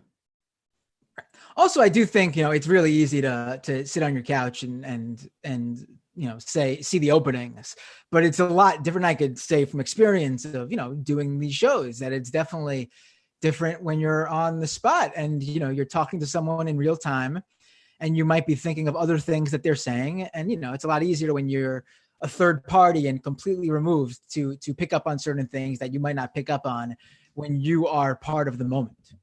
Yeah. Should we do one of these clips on Kamala since we're talking about her? Sure, let's do it. Do you have one in mind? Yeah. Take a look at my notes, whatever. I copied and pasted everything that Sam left for us, and there's some fun stuff on there. Yeah, we could have played the Shapiro clip, but I think Kowalski filled in for him. Yeah. No, I'm joking. That's not what Kowalski was saying. Maybe we should play the Shapiro clip. Yeah, I'm so sick of him. Yeah, we got the Shapiro clip. We got 11. We got 12. Let's bang through them. Right. Again, and this is New York Times. Yeah, so we got media Ben coverage. Shapiro Right? talking about Kamala Harris. Lehrer. This is their reporting. Okay, this is not an opinion piece. Her team is deeply cognizant of the unique challenges facing her as the first black woman ever to win a place on a presidential ticket. While many Democrats view Ms. Harris as a barrier-breaking hero, Fox News hosts and conservative media outlets have mounted racist and sexist assaults on her reputation, painting her as a radical leftist. Well, there it is. I mean, if the New York Times says so, how dare conservative media outlets paint her as a radical leftist after she embraced Medicare for all, racial reparations, and killing the filibuster, and spent her days during the Kavanaugh hearings attempting to claim that she had evidence that he was secretly in league with the Russians. Now, she's not a radical left. Only somebody who's racist could say that Kamala Harris is on the radical left. Only somebody. By the way, she has Pause it. Yeah, because radical leftists care so much about Russiagate. Continue. Right. That Kamala Harris is on the radical left. Only somebody. By the way, she has one of the most left-wing voting records in the entire United States Senate. And by some measures, she's left of Bernie Sanders in her voting record. But pause it. I've approached this topic before. Listen, the methodology that a lot of these organizations that people like Ben Shapiro cite for how liberal certain senators are is flawed. It doesn't really take everything into account. One methodology I've seen from one organization is basically, if you vote in line with most Democrats on a particular bill, that is seen as the liberal position, yeah, exactly, Jamie, which is, so if all the, and here's the thing too, Kamala actually is one of the more left-leaning senators in the Senate, but that's because the Senate is very old and it's very right-wing. And so, yeah, she's probably like up there, maybe like the top 10 most liberal senators in the Senate, but she is definitely no, Bernie Sanders, Ed Markey, Elizabeth Warren, Jeff Merkley. I mean, I could go on with people who are more liberal than her. Yeah. So, that whole thing that the right likes to pull about her being one of the more liberal senators, and even, her fans trying to, the K-Hive trying to show off that she's got, progressive bona fides. I mean, she's got some. She is one of the more liberal ones, but she is not more liberal than Bernie or Warren or a lot of these other people. So continue. Let's hear more from Shapiro. Crazy right-wingers who are painting her as a radical leftist, according to your very objective media. Right? All of the attacks on her. That paragraph is that encapsulates everything that the media are. It really does. Right? That she faces unique challenges as a black woman. And also, if you say anything bad about Kamala Harris, it's because you're a racist. So what you're telling me is that her unique challenge is that every time somebody says something accurate about her, the media are going to malign that person as a bigot. That doesn't seem like a challenge. That seems like a benefit. That doesn't seem like she's having a hard time. It sounds like she's having a really easy time, specifically because she's a black woman, particularly in the media. And then who do they quote in this article, the New York Times, about Kamala Harris? Hillary Clinton. There you go. They go back to the last victim, Hillary Clinton, one of the least victimized people in the history of American politics. I mean, whether you like Hillary Clinton or not, the idea that she's the least victim, I mean, I don't think there's been any campaign against a single individual in politics in this country, more so than there's been against Hillary Clinton over the years. And that's just speaking as someone who's never been such a big fan. I mean, the right has ran a smear campaign against Hillary for decades. I mean, just look at the polls right now and look at your friends or family who were so anti-Hillary who are now, maybe I'll have no problem voting for Biden. I mean, they're both pretty on the same ideological spectrum, Clinton and Biden. So I mean, what's the difference there, really? I wonder. No, and it pisses me off too, because the more sexist attacks people make on Hillary, the more racist and sexist attacks that people make on Kamala, the easier it is for these centrists to collapse all criticism into that. Oh, you have a problem with me not supporting the Green New Deal? You're a racist. You're a sexist. You know, it could be used just as easily against the left. Right. But we gotta give Ben Shapiro a break, because he's been delivered some really sad, depressing news over these past couple of past day or so. Ben Shapiro used to be the right-wing conservative personality most beloved by Facebook. If you looked at all the top posts on U.S. pages on Facebook every day, Ben Shapiro was always 1 or 2 places up there in like the top 5, always getting that engagement from all those conservatives and Trump supporters on Facebook. But then today, the top 10 list of the top Facebook pages in the U.S. dropped. And not only is Ben Shapiro not on the top 10, his competition, Dan Bongino, made up the top 5 most engaged Facebook posts in the entire U.S. over the past 24 hours. So I thought you were going to say that he found out that it doesn't mean you're sick if your pussy's wet.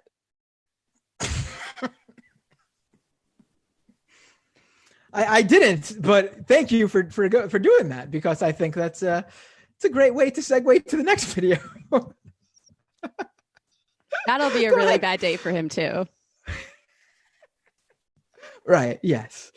Right. So let's go to the. You caught me off guard there, Jimmy. I forgot all about the WAP thing, to be quite frank. Maybe he's upset that. WAP. Maybe he's upset that SNL has been trying to turn the WAP into what was it that they said? It was really bad and corny. The next woman as president. Oof, yeah. Oh no, God, that sucks so bad. Ugh. Yeah. That actually might be why I forgot all about WAP in general, because I saw that joke and I basically deleted it from the WAP as a whole from my brain.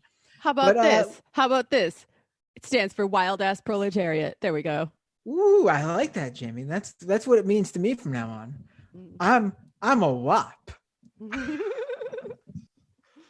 So George Stephanopoulos was this is the next one I want to get to. Yeah, on ABC News, and this is going to piss off the right, obviously, because George Stephanopoulos on ABC News had this to say about what Mike Pence did to Kamala Harris at the debates last night.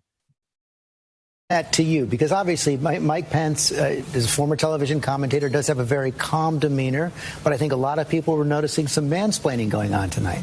I don't know. I didn't see it that way, George. It didn't. God, that sucks so bad. That's honestly, I don't know why George Stephanopoulos, like a political operative he's just a newsman now. He was a Clinton person. Like I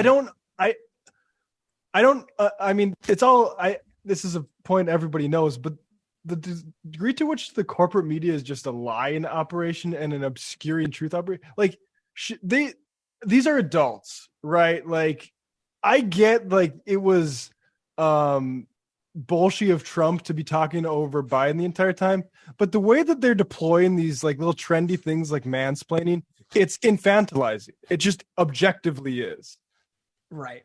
It doesn't, listen, she held her own in this debate. Mike Pence didn't he interrupted her a lot. And that was because he was being a-hole and not listening to the debate rules. Yeah, Trump wasn't mansplaining to Joe Biden. He's just being an asshole. Yeah. Right. But, what you said about, George Stephanopoulos, a political operator, we saw, the debate moderator last night wasn't so down the middle either. I mean, what was it? New York Magazine, the Intelligencer pulled up how Susan Page, the moderator for last night, hosted a party just a little over 2 years, about 2 years ago, in honor of Mike Pence's protege, Seema Verma, who runs the Medicare and Medicaid program for the Trump administration now. I mean, how do you put someone... Psycho Verma. Right. But how do you put someone like that who has that connection of hosting fundraisers directly for someone who's directly connected, a direct connection to someone standing on stage? How do you put someone in that position to moderate the debate? And listen, she tossed some pretty good questions at Pence. She didn't make him answer them, though. And to be quite frank, I really do think she let him talk way more than Kamala did. And when Pence went on, she just let him. And when Kamala went on for a little bit over time, she would cut Kamala off. So, I mean, again, I don't know if she was purposefully doing it, but, it was there in her subconscious maybe to treat Pence with kid gloves. Yeah. And you know what else? Okay. This kind of culture war nonsense, like, oh, this is mansplaining. We're liberals. We're doing woke stuff. It's virtue signaling. That does feed into what Ben Shapiro was saying, right? And then the right can make this all about how the Democrats are a bunch of radical left SJW whatever, when nobody that I know on the radical left is moved at all by any of this stuff. Yeah, these people are so mutually reinforcing. It's a gift. White fragility, like that sort of type of corporate anti-racism, is a gift to the right wing. Mm-hmm. Right. Yeah. Right. Can they both lose? I hope so. You want a President Joe Jorgensen? That's the Libertarian candidate. Oh, I see. Yeah, that's me all the way. All right, let's go back to the phones because we got a lot of callers here. Got some calls. There was someone specifically to get to. All right, here we go. 510. What's your name? Where are you calling from? 510. What's good, y'all? What's How good, you man? doing? Cole. Good, you know what, man? I'm in Section 9 right now, chilling with Bateau and Ishikawa. We're going over some paperwork before we meet with the major, but I just wanted to call you guys before that meeting. All right, what's going late on us? What's up? Well, first of all, I wanted to talk about the similarities between MS-13 and the Lincoln Project, but before I say anything, y'all know Kenzo Shibata has an original bottle of Four Loko that he's just been storing for 10 years? I did know that. I didn't. I keep up with the Twitter discourse. You know, I get up really early. Yes. Yeah, absolutely, man. And we were telling him like, yo, if Trump passes, you need to drink that. He's like, y'all want me to die too? We like, yeah. So big shout out to Kenzo, man. That's my man. Trust me. But if it were possible to die from drinking Four Loko, I would not have made it to my 28th birthday. You drank the original one? Yeah. The one with all the locos in it. Yeah. I'm older than people think. I know I look good. Well, Jeremy, first of all, Jeremy, I'm glad you're feeling okay this morning. I know. I'm glad you're feeling okay this morning. I know you had a hard night. I'm glad you're feeling okay. I prayed for you. Well, thank you. What happened last night, Jamie? Oh, nothing happened last night. I was just, I was a bit out of sorts yesterday because the night before last, I had too much sugar too close to my bedtime, and then I was up really late. Were you listening to all right, some guys. So what I wanted to gex? talk about is hell no. All right. So what I wanted to talk about was the similarities I see between MS-13 and the Lincoln Project, and I thought you guys, especially Matt Leck over there, talking about the Lincoln Project, and I've been waiting to do the call for a few days, but my dad doesn't love me, so that's taking my call. Go ahead. I'm not ready for this this comparison between the two, but let me hear it. I'm open to it. Okay, sure. Let me go ahead and break it down. So MS-13, okay. The biggest issue, which is why I did a big breakdown of MS-13 in one of my early episodes of my show, now called the Cole James Cash Show, because Naomi and Nick from Mean TV own Ghetto News Network now, so I can't call it that anymore. So basically, the 13 in MS-13 is basically they're under the Mexican mafia, okay? one of the big reasons why I would always laugh at people talking about how MS-13 is a big boogeyman is because they're literally controlled by Southern Mexicans or La M or Sureños. They can't do anything without their approval. That's number one. Number two, MS, man, yeah, they have a reputation, etc. But MS is really notorious for getting at their own. They really can't beef with other hoods like that. I live in Northern California, which is they're very sparse, but they can't beef or do anything without either approval or anything like that. So pretty much what had happened was that they put in so much work in the 80s. The Mexicans basically came up to them and said, okay, we see what you guys are doing. You know, we see that you guys are, you know, having some issues. Either you fall in line with us or you're pretty much done. We'll wipe y'all off the map as far as California goes. This was in the 80s. So basically what I'm trying to say here is that with the Lincoln Project, I noticed a lot of similarities. For instance, the Lincoln Project, they pretty much go after their own. It's like their specialty, and they're very good at it. You know, they're extremely good at it.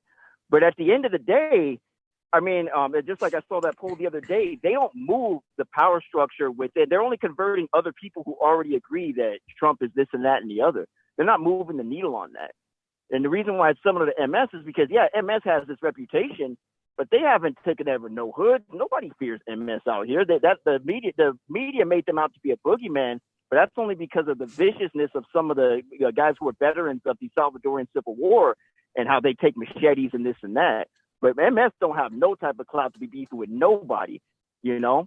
The bottom line is, like, what I see is when MS was doing what they were doing before they fell in line with the Mexicans, and when I see the Lincoln Project, what they're doing by saying, you know what, we're going to have a little alliance with the libs and this and that, that tells me that some shot callers from the Republican Party who got money, somebody's money is being messed up by Trump's existence. And I do mean that sincerely.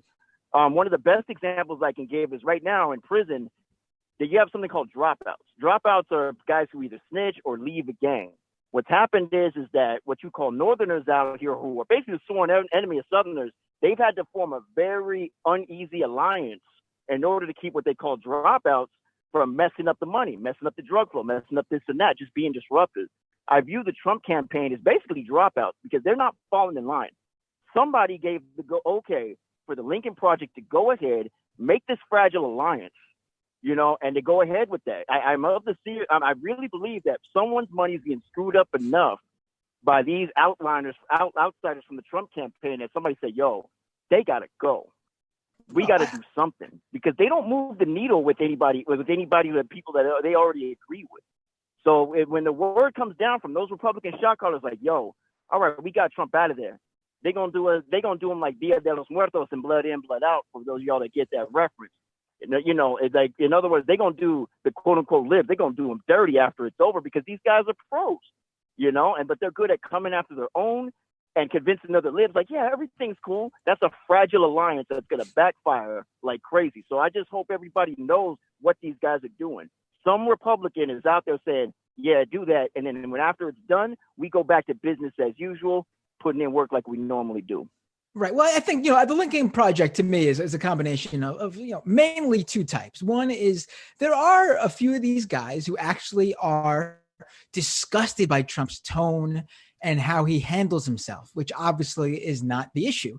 But that's what drives them. And so they're willing to put, you know, whatever they want aside for a split moment, also because they're not getting what they want quite so, to get rid of that. And those people, you know, that's one type. But to me, the main type is basically that these were guys who didn't think Trump could win, were the never Trumpers. And now that Trump won and the Republican Party has become the party of Trump, they're out of a job. No Republican campaign wants to hire these never Trumper political operators. So who are they going to work for? They're not making any money doing what they used to do for the Republican Party. So in their estimation, get rid of Trump. Republicans go back to how they once were before Trump, and they get their political operator gigs back with the Republican Party. I don't know if you guys agree with that. Absolutely. I agree with a lot of that. But again, the bottom line is, right, what did you just say? Yo, my money's getting messed up with this, man. Something got to be done. You know, something has to be done. And once, like I said, once that quote unquote normal, you know, the mask on, normalcy. Shout out Future. The mask on, normalcy. Once that's restored, it's going to be back to business as usual. I don't trust a dude like Rick Wilson, who's funny as hell, but his history shows that, he's very similar. And then Sam, you already know my dad, something like my daddy, like Lil Wayne.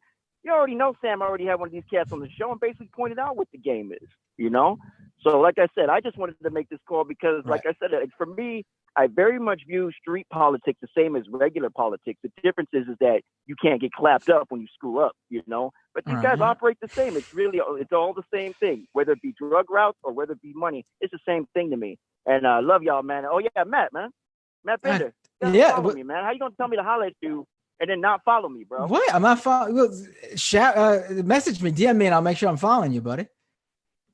I did. Yeah, I did. Get at me. I might have missed it, man. Sometimes you might have messaged me during a particular discourse around a particular Netflix movie when I was getting hundreds and thousands of replies every minute. So it might have got lost in there. No problem. All right, man. Take care. Thanks for the call. No problem. I got a meeting. I got a meeting with Inspector Conway and Major Chris tonight. I'll be back, man. All right. Take care. All right. Yeah. Let's extended metaphor. I like it. Yes. I like how how our listeners think, like it's outside the box. Won't hear that anywhere else. Guys, I have, we mentioned WAP earlier in the day, and it reminded me of something I saw on Virgil Texas's feed, which is Reason, at Reason, the Libertarian magazine. I believe Coke affiliated, at least initially. I could be wrong about that, but I'm pretty sure I'm right. Has done their own WAP parody. Oh, no. No. This is what I'm talking about. This is up my alley. Let's hear it. Let's do this. This was August 27th too. So it's not the newest thing but I think it's pretty fun to watch. So let's take a look at this. Holes in this house. There's some holes in this house. There's some holes in this house. There's some holes in this house. I said certified free, 7 days a week. Fed ads printing, make that currency weak. You wanna extra large and extra hard, but you ain't got the cash to pay. Use that press like a credit card. Grow that debt, print that cash like a tax that never passed. You want wars that never end? Man, this beats funding them like that. You want a bridge, you want a bomb, you want a check. Senator Tom, we gonna park this Big Mac truck right in your fiscal garage. Okay. God. Oh my God. I don't think my P is ever going to be W again after watching that. I like the idea that we're building up a deficit because we're building bridges too much. Like, our bridge infrastructure is just top of the world class. I mean, it's just, it's funny to try to make debt hawkishness cool, I guess. Interesting to young people. Now, I got to ask, do you guys think that they were, I wasn't sure at first, but then there's a scene in that video where I think he is. Do you think they know what the acronym they made up stands for on internet slang speak? You mean, FAP? Yeah. They must. I think they must. I mean, there was that one scene where I wasn't sure, but then there's that one scene where he's doing the money by his crotch, and then, but who knows? They're libertarians, dude. They're libertarians. They know what FAP means. Okay, that's true. Right? It's a good point, Matt. Yeah. But they're not the Proud Boys. They're allowed to do it. And it's funny, how he mentions MMT later in the thing, so there's a little bit of sensitivity to that response breaking through.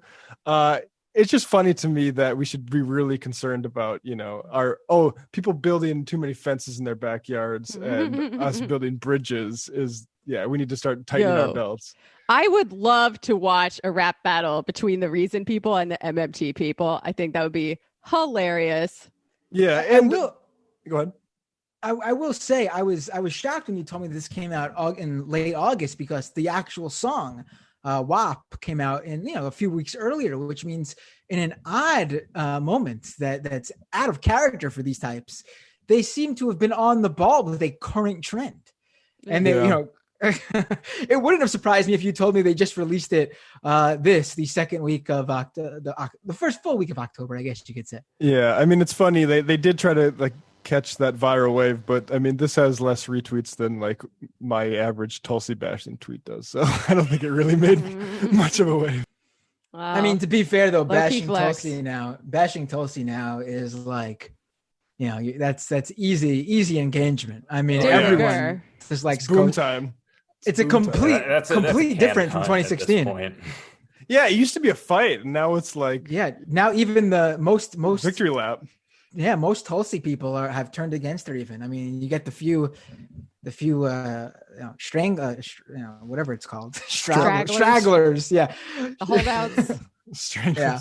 I said stranglers. Right, it's nice being right about these all people this stuff are all the creeps. If you are still like a Tulsi fan of freaking Tulsi, you are probably a strangler. It's weird. I do love that AOC called her out and forced her to apologize to Ilhan Omar over the body the body harvesting. This ain't the Clinton account stuff. the ballot harvesting. QAnon folks, please pay no attention to what I just said. That's not a secret code for anything. I like it. Tulsi. Go ahead. Oh, I was just gonna say, Matt's got spooks on the brain because it's spooky season. I mean, Tulsi responded to that saying, "Oh, I apologize, but why won't you join my bill against ballot harvesting?" Which is just, you know, buying into the vote suppressing propaganda, which is what she's doing intentionally, guys. She's not stupid. She's a political enemy, right? Like, it's weird how that's a defense. Like she doesn't know what she's doing at this point with Project Veritas. If you're a professional Democrat, you know what Project Veritas is. Yeah. Do you guys want to move to this next funny video, which is this Dave Rubin clip, while we're on the comedy section of the program? By all means. All right, so let's pull this up here. So Dave Rubin has a take. He's got he's using his brain power to come up with some very important high level ideas. And this is what he thinks about Donald Trump getting COVID. And then this idea that he said, "I'm your leader," and he said it more than once. And I can understand why certain people would hear that and say, "Oh, that sounds a little dictatorial." But the president is the leader. And I think that the president sort of mapping, I think this is what Trump is good at. The president sort of mapping how we can all kind of move forward is good. So meaning I'm the president, I'm your leader, I took the risk, and here I am, I'm better, you'll get better, let's try to open things up. I think it was all good. Anyway, we watched a lot of heads implode and everything else. So the case from Dave Rubin is that Trump got the coronavirus purposefully to be a leader and show the rest of the country that this isn't so bad, not so bad at all, that he had to be flown to Walter Reed Hospital's presidential suite, literally less than 24 hours after the public was told he tested positive, at least, because he was having troubles breathing and dealing with other coronavirus complications, and then proceeded to spend a 3-day weekend at Walter Reed, where his doctors were caught basically lying about exactly what was going on with the president medically and what sorts of medications he was being administered. And from what I've read about the medications he's been administered, the medications he took are all things you would give a coronavirus patient when they really need it, when they're having a really hard time and things are looking bad. And so basically he hopped them up on all this stuff so he could have this victory moment of getting home from the hospital to the White House in that helicopter and film a campaign ad. But again, from what I'm reading from people who have had coronavirus, Trump is far from out of the woods yet. I mean, it's very likely and very possible that he is going to very soon see the worst of it, actually. Mm-hmm. Yeah, no, he's going to be the first 74-year-old overweight, non-exercising man to be released from the hospital with a clean bill of health from COVID after 2 days. Yeah. I mean, please give me a break, Dave. And I'm not as up on this as maybe you guys are, but doesn't this depend on the timeline of when he had it, and if he had it actually for maybe longer than he is admitting to? Right, because that means that the idea is that usually this could take like up to like 14 days sometimes, but I think for some people it's around 7 days, 5 to 7 days, I believe. Right. And so they want to say day one is like a couple days after the debate, which probably we don't know if he knew he had symptoms before and they just didn't disclose before the debate. Right. It means like he actually could be maybe through this. I don't know. You could be sick with it for a week or two, and then you get better, and then you get worse again. Also, all the drugs that they have him on, he's high AF all the time. Herman Cain was tweeting pretty optimistic things right up until he died. Also, another reason why I think he's going to die is the viral load, right? The amount of virus that you've been exposed to plays a big role in how severe your illness is. And they have just been marinating in this, right? They have been passing it back and forth between them. So it's likely that he has a very high viral load. Right. I mean, who knows what's going to happen to Trump? All I know is that Dave Rubin is amazing with his spin there, but completely unbelievable. One of the more intelligent takes that he's had, actually. One of the cleverer ones. Granted, that's a very low bar. I mean, what Trump's doing... It makes sense. Like, I can follow the logic. Yeah, I mean, to be fair, he almost is repeating one of Trump's post-hospital videos verbatim, where Trump basically said, I got it, I fought it. I'm a leader. That's what I do. I wanted to, feel what it was like for all of you. He said something of that nature. Not exactly. Going to school, not the read the book school, real school. Right. And then he said that now, the one that really upset a lot of people, especially nurses and people in the medical field, is when he said, don't fear this thing. Just, live your life. Don't let it dominate you. Don't let it cuck you. Yes. Don't be a pussy. Which, look, I agree with the sort of karmic and professional reasons not to wish death upon certain professional political leaders. But here's the thing. If we have two options, and one is Trump to go around gloating about how he has cures owned by certain companies and that actually don't let this dominate your life, it's fine. Or the other is he gets sick and humbled by this thing in a very severe way. I want the second. Well, he's never going to be humbled by anything. Well, even after death, his ghost will not be humbled. That doesn't change the fact that he deserves it. And think of all the people who he's walking around just infecting people left and right. Like a number of people who do housekeeping work at the White House have been infected. Like how many lives would it save if he just, went away? I mean, we've seen that the people around him and really the Republican Party as a whole at this point just feeds off of him. Like none of them will be humbled. I mean, look, we have an example. Herman Cain is on Twitter, not even being humbled after death. I mean, he died of coronavirus and he's there saying, enough with the mask mandates. I mean, it's unbelievable. Can you imagine somebody doing tweets in Trump style after he dies of COVID with the capitalizations and stuff? I mean, to be fair, we sort of got a taste of it when Trump was in the hospital and they were trying to tweet as him. I believe that's what it is. That's really what I think. What was that one where Trump was like, love you all. Thanks for the well wishes. We'll beat this together. Something like that. It was so not Trump. I'm sorry. I don't know who was trying to pull off a Trumpian cadence, but that was not it. Yeah. Best I felt in 20 years, though. That is definitely the mind of somebody who's on the good stuff, the stuff that will make you, and I quote, an acquaintance of an acquaintance who's a doctor, make you carry your own coffin to the grave. All right, I will. I am going to now go back to the phones because we got a lot of callers.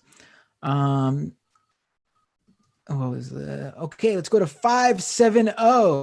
What's your name? Where are you calling from?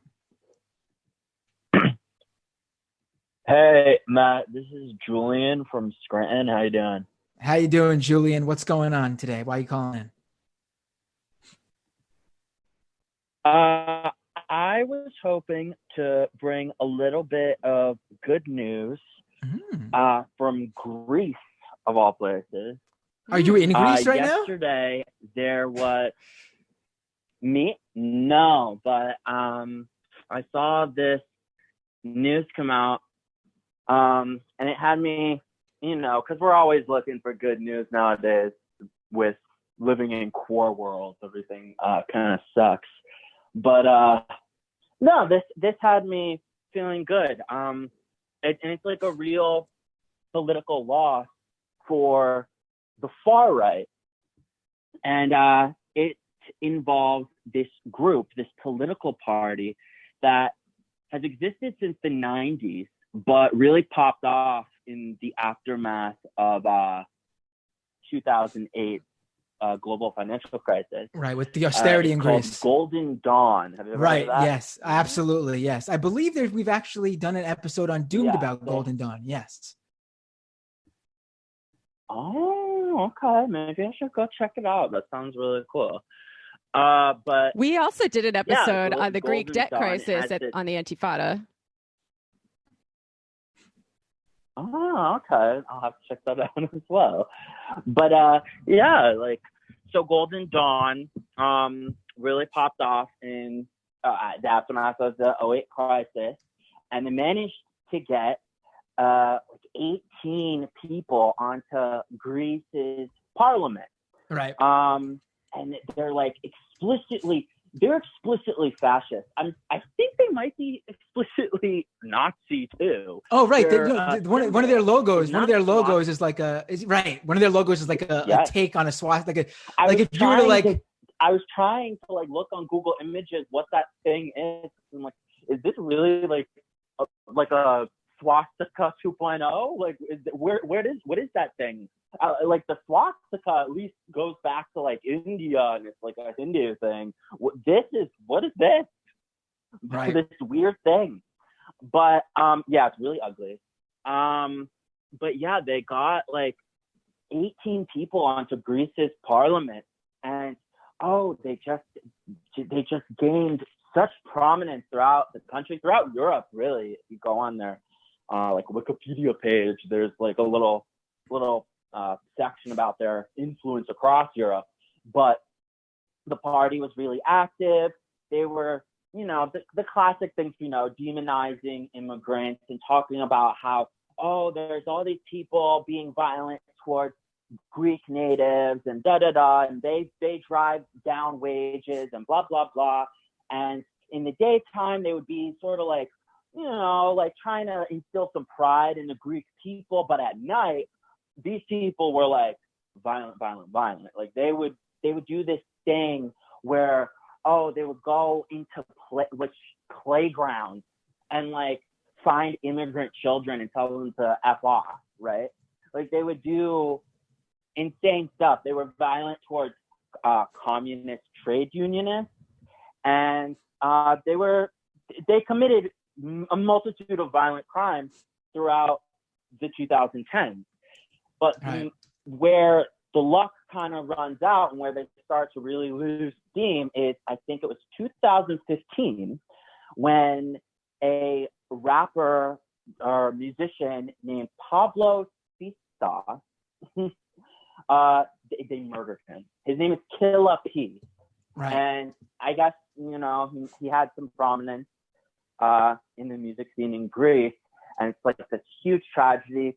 And then they bring it to court, and they bring Golden Dawn as a whole to the Greek court to try and, condemn them for a multitude of crimes. They killed like a Pakistani guy in his upper 20s. They killed this like Egyptian fisherman. They were trying to get him for a lot of stuff.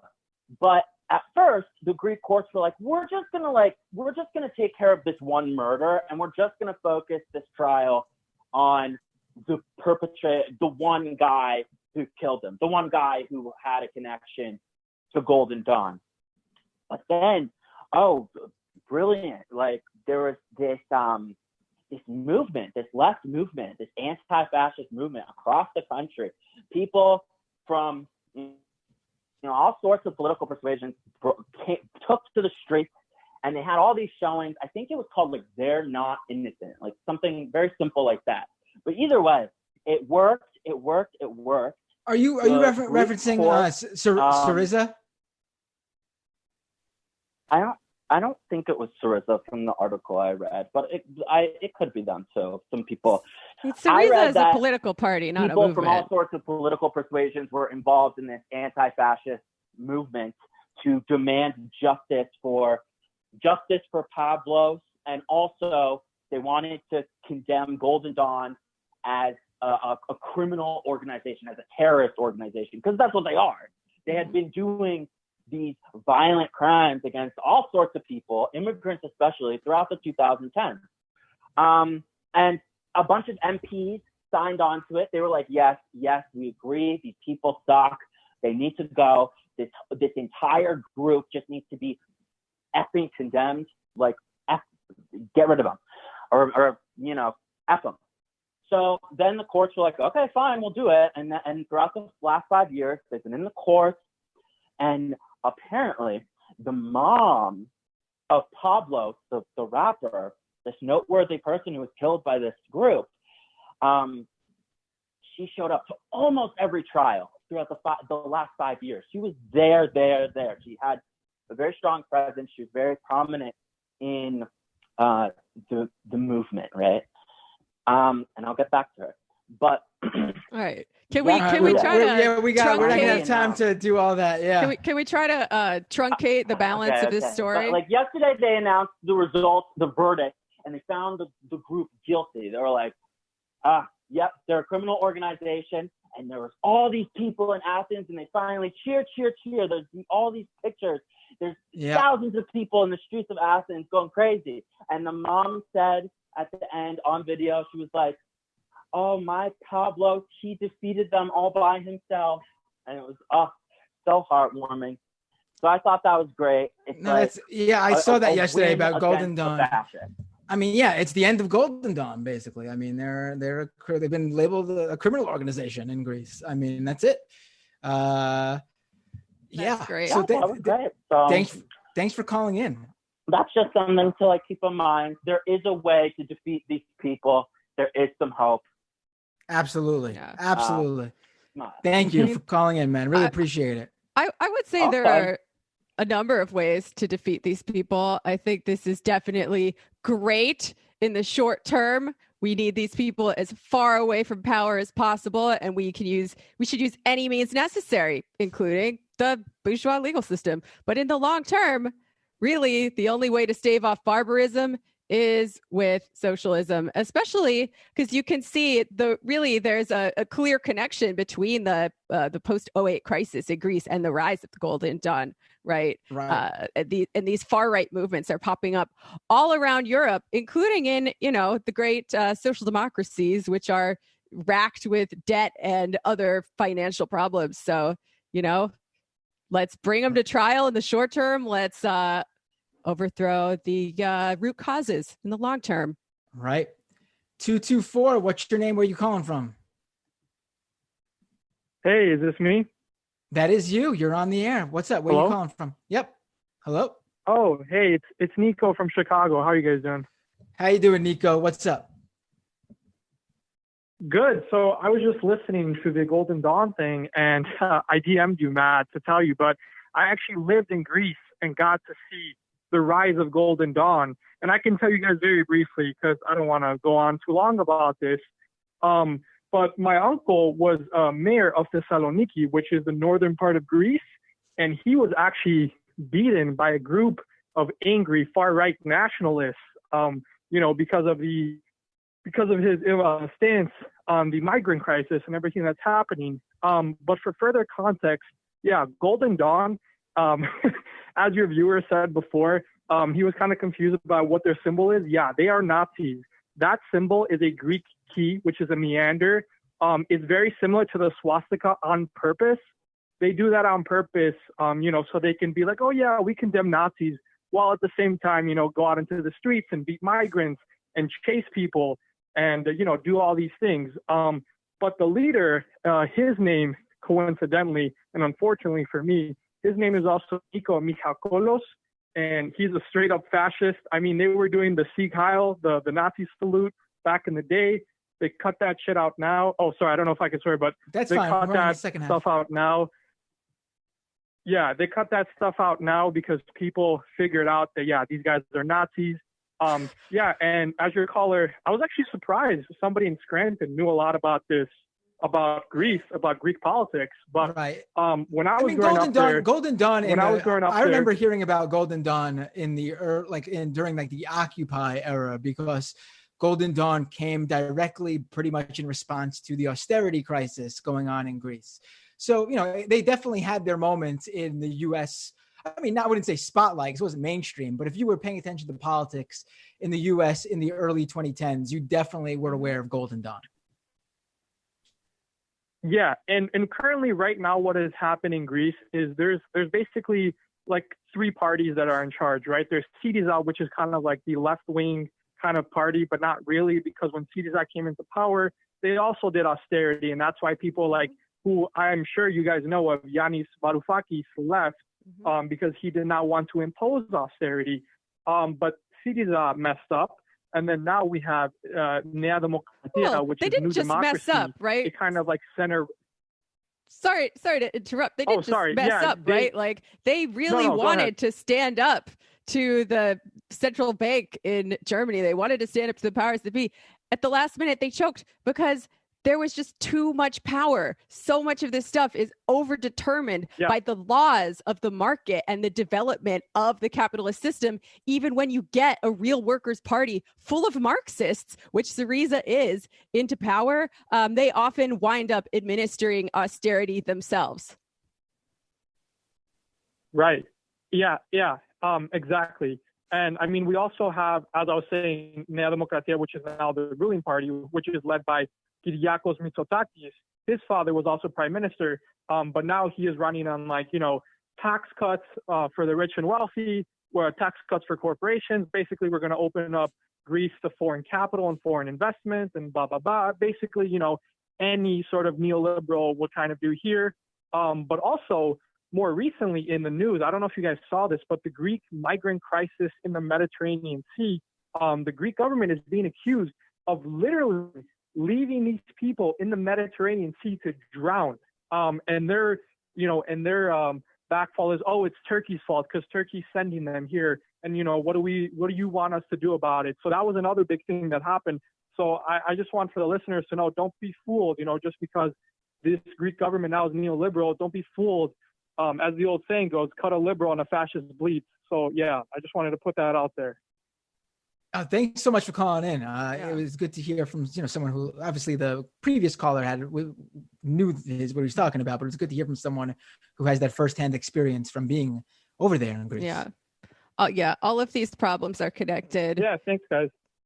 It's I hate to sound like a broken record, but I think we need to, when it comes to the system, abolish borders. Overthrow the World Bank. That's all I'm going to say. Abolish the value forum.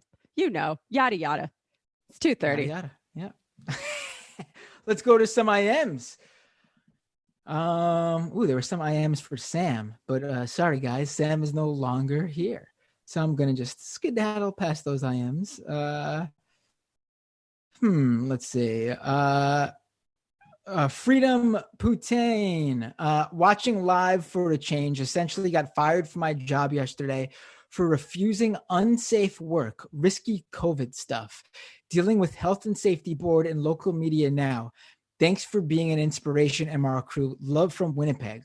Well, if you want some non-local media, let us know the details in the email or something.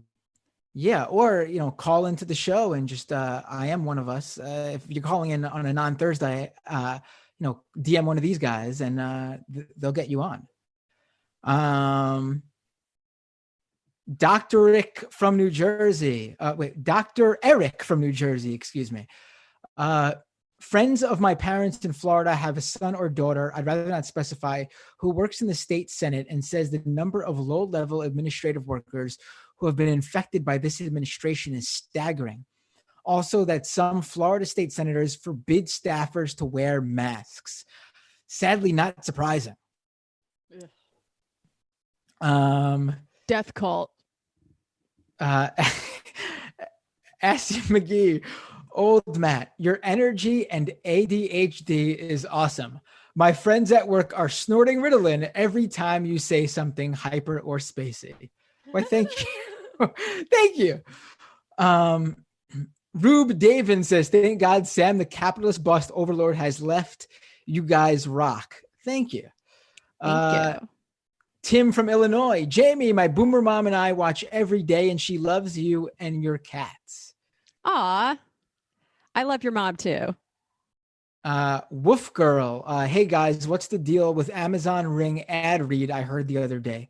Their surveillance network has serious privacy implications. Yeah, guys, what's the deal with that? I wasn't here. I have no idea. We might want to bring that to Sam's attention. Yeah, email reporters at Majority, or producers at Majority. Sam will see it. Run PMC says, is this really a Thursday if Jamie doesn't talk about Crass? Yeah, Jamie, what's up with that? While I'm wearing my Crass shirt, how can you not? We both like Crass. Yes, we do. So, and that's interesting because they're not really like your gothy playlist bands. I like other kinds of music too. Not 100 Gex, which is really where you're oof. Oh my goodness. So you're disappointing. It's where your big old disappointment, Jamie. I can't honestly, Matt. I don't even know. I like all bands with radical politics, no matter what genre they are. Apparently not. Crass rebuttal. Matt L. I feel on the RBG and RGB thing as a live event lighting engineer, I also do that all the time. Yeah. Just remember the name Ruth Gator Binsberg, and I assure you, you'll never do it again. Is this a real thing? A lot of people have been doing it. RGB. They've been saying RGB. Because red, green, blue is the sequence. Yes, so I know. I'm just explaining for anybody who doesn't like that's it. You see those letters all the time in certain contexts. I see. I mean, yeah, I used to do it too, I guess, like years ago, but I've trained myself to not. You got to train yourself, Matt. You can do it. I'll train something else. That's why you're hosting. This is a co-hosting effort. I don't say I'm the host of this. We're doing it together. Yes, this is Jamie and the Matts and Brendan. Marianne Williamson, Crystal Ball.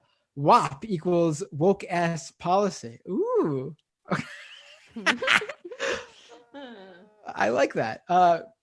Disco Stew. The Dave Rubin dunking is getting a little played out. Maybe move on to bigger fish. No, never. Absolutely not. Dave Rubin dunking. Also, Ben Shapiro is significantly smaller than Dave Rubin is. So, is he? Oh, right. A size perspective. Why are you trying to take things away from us? There are so few things that bring us joy in life these days. Honestly, yeah. You know who's someone who's getting really ignored? And I think I've actually been really thinking about doing something with this, but I just haven't had the time. But maybe I'll make the time. Tim Pool is unbelievably ignored out of all these guys. And I actually think he might be more dangerous because I think he gets more play on YouTube than these guys do, actually. He gets such a large view count. These guys might have more subscribers or whatever, but this guy's got 3 channels. And if you look at these 3 channels, his daily videos consistently get hundreds of thousands of views each day. When these guys, they'll put out a video and maybe they'll get a couple tens of thousands of views, or maybe they'll put their one big video out a month and that'll get hundreds of thousands of views. This guy is I think he's getting undercovered, honestly. I barely know who he is. Honestly, I'm really not up on the world of YouTube, but that's why we have. There was a time where I Matt worked Binder. with Tim Pool. Ooh, you'll have to tell us about that. Maybe just like how, Michael Brooks's thing was the Dave Rubin dunking, and, the Gravel Institute is going after PragerU. Maybe I should stake my claim to Tim Pool right here, right now. You should definitely go after Pool. I'm coming for you, buddy. What Get you his gonna ass. do when Binder Mania runs wild on you? Ooh, yeah. Yeah, I mean, Sam debated Tim Pool, and it was kind of exactly how you'd expect. But the problem with him is, I don't know what people expect from Tim Pool, but it's not intelligence. So making him look stupid doesn't seem to have effect on him. Yeah, there's a saying, a Brazilian saying that I saw. oh my God, what's his name? Who wrote the Jakarta Method? Vincent Bevins, yeah. Which is a bad phase doesn't break. And I feel like with Tim Pool's intelligence, that's the issue. Right, but I do feel like a lot of the YouTube audience who aren't necessarily in this political world that we're in, like he gets a really different audience. And a lot of those people do fall for his shtick that he is just like, you know, a guy in the middle. He's got liberal tendencies. He really is a secret liberal. Like, yeah, he may hang out with white supremacists, but he really, you know, he believes gay people should get married. So he's a liberal, you know, so I think if you look at his response to the Gretchen Whitmer story about the militia members that planned to kidnap her on election day, just laughing it off after talking about how the left wants civil war.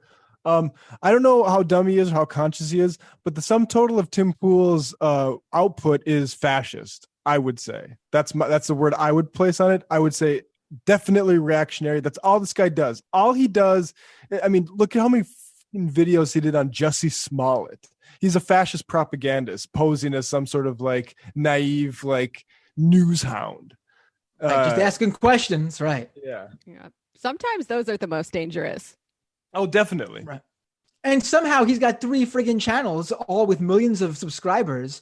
And each of those channels puts up their own separate content every single day. And each one of those pieces of content gets hundreds of thousands of views. Like Ben Shapiro doesn't have that. Dave Rubin doesn't have that. They focus on their one thing, you know? I think there's something there that's, you know. Let's go back to the few more IMs I'll get to, and then that's a wrap, I guess. Max in BK says the Golden Dawn example is why our First Amendment is fucking stupid. Well, I mean, if a political party here, like outright, was involved in murdering someone, I'm pretty sure. Well, we're seeing 210,000 people getting killed. Wait, sorry, can you explain this? Why is the First Amendment stupid? The Golden Dawn example, I'm assuming he's talking about the part, not the outright murder part, but wasn't there an extra... The caller brought something up. I'm vaguely remembering it now. I missed that. Wasn't there something extra to the case brought up against the Golden Dawn? If someone could wants to, my member wants to chime in and remind us, that'd be great. Peck, Leck, Finn, and Binder. Why does Tulsi have such passionate supporters? What appeal does she have? Her supporters are on Twitter calling AOC, Omar, Bernie, etc. frauds, and Tulsi as the one true leftist / progressive. Truly Tulsi, bizarre, says Sam C. B. Dieter? Yeah, Tulsi fans are libertarians who don't want to basically admit that, and they know that libertarians are associated with racism. Even though that Tulsi fans are Islamophobic, to overlook all the things that she's done about Islam, they like to think they aren't racist. So that's what Tulsi fans are. They're basically anti-war because it's spending too much of their money. I actually have a simpler description, which is just that Tulsi fans are just horny on Maine. They watch her workout videos and her surfboarding, and that's libertarian. That's really... That's what I was gonna say. Like it is all the things that Matt said, but also she would not have this cult of personality if she weren't hot. Hot people get treated special by incels and everyone else. That's pretty simple. Jackie Detona says the fly isn't real. It's a remote-controlled robot controlled by Trump, and he was trying to tell Pence to keep speaking over his time. Maybe it's drop it in one of the last Q groups left on Facebook. I bet they'll run with it because Facebook has officially banned the QAnon content. Only 3 years too late, but better late than never with QAnon, to be honest, because it's still spreading, to be honest. So they've definitely cut some people off from learning about it. Yeah, I think certain people who are against this type of measure underestimate how many lives are really ruined by the way that these major platforms have turned themselves into just propaganda machines for lunacy. And it's disgusting, and they should be held accountable. Yeah, I'm not a free speech absolutist. I mean, it's not the government that would be restricting this stuff, but like, regardless, government, non-government, if people are spreading a bunch of insane lies and conspiracy theories that makes life in this country worse, no, you don't have the right to do that as much as you want to in whatever form you want. Right. And they don't even do it in the way that like the old school conspiratorial like personalities and believers do in terms of where they go like, just asking the questions. That's not, they're not asking questions. They outright are saying, here are the facts. There's a global satanic pedophile ring run by the Democratic Party and Hollywood elite, and Trump is taking them down. And here's all the extra stuff like don't wear a mask, don't get vaccines. JFK Jr. is alive and is going to replace Mike Pence on the Trump ticket. All this stuff, and there's no questions to it. This is what they believe, and it's factual to them. Tim Pool says, Turdi, check out the latest I Don't Speak German podcast episode for a good roundup. I will have to check that out. And I guess the final IMs of the day, Science People Don't Care About Your Feelings says, it's 8 to 12 days to develop a acute respiratory distress syndrome from coronavirus. I guess that's what they're speaking to. And Maxton BK says right-wing groups have committed numerous violent acts, have had deep connections with the GOP, but could never bring an action here against the political party. Yeah, I guess yeah. Jen says, Matt Binder, you should check out the Surfs. They have been dunking a lot on Tim Pool in collaboration with Thought Slime. I will check out the Surfs. I've been on the Surf shows, and I've known a Surf show, and I know they go after Pool. But they go after Pool on Twitch. Gotta jump on his home turf, YouTube. All right, guys. I think that's the show for today, right? All right, folks. Good times. YouTube.com/Matt Binder tonight at 9:30 p.m. Eastern time. Parker Malloy of Media Matters will join me, and we will answer the question we've been asking on this show. When did Trump actually get coronavirus? Because we're going to be working through the whole timeline of events. It'll be a lot of fun because honestly, from the moment Trump announced he had coronavirus to yesterday maybe when he was still doing videos where he had symptoms, clearly had symptoms, it's been a hell of a lot of fun. Another one came out today too. We'll talk about it tomorrow. Yeah. All right, guys. See you next Thursday, and the rest of the crew will see you tomorrow. It might take all the strength I got to get to where I want, but I know somehow I'm gonna get there. I wasn't looking when I just got caught between the truth and the light bar, but finding out won't make me feel any better. Yeah, I know the clock is ticking.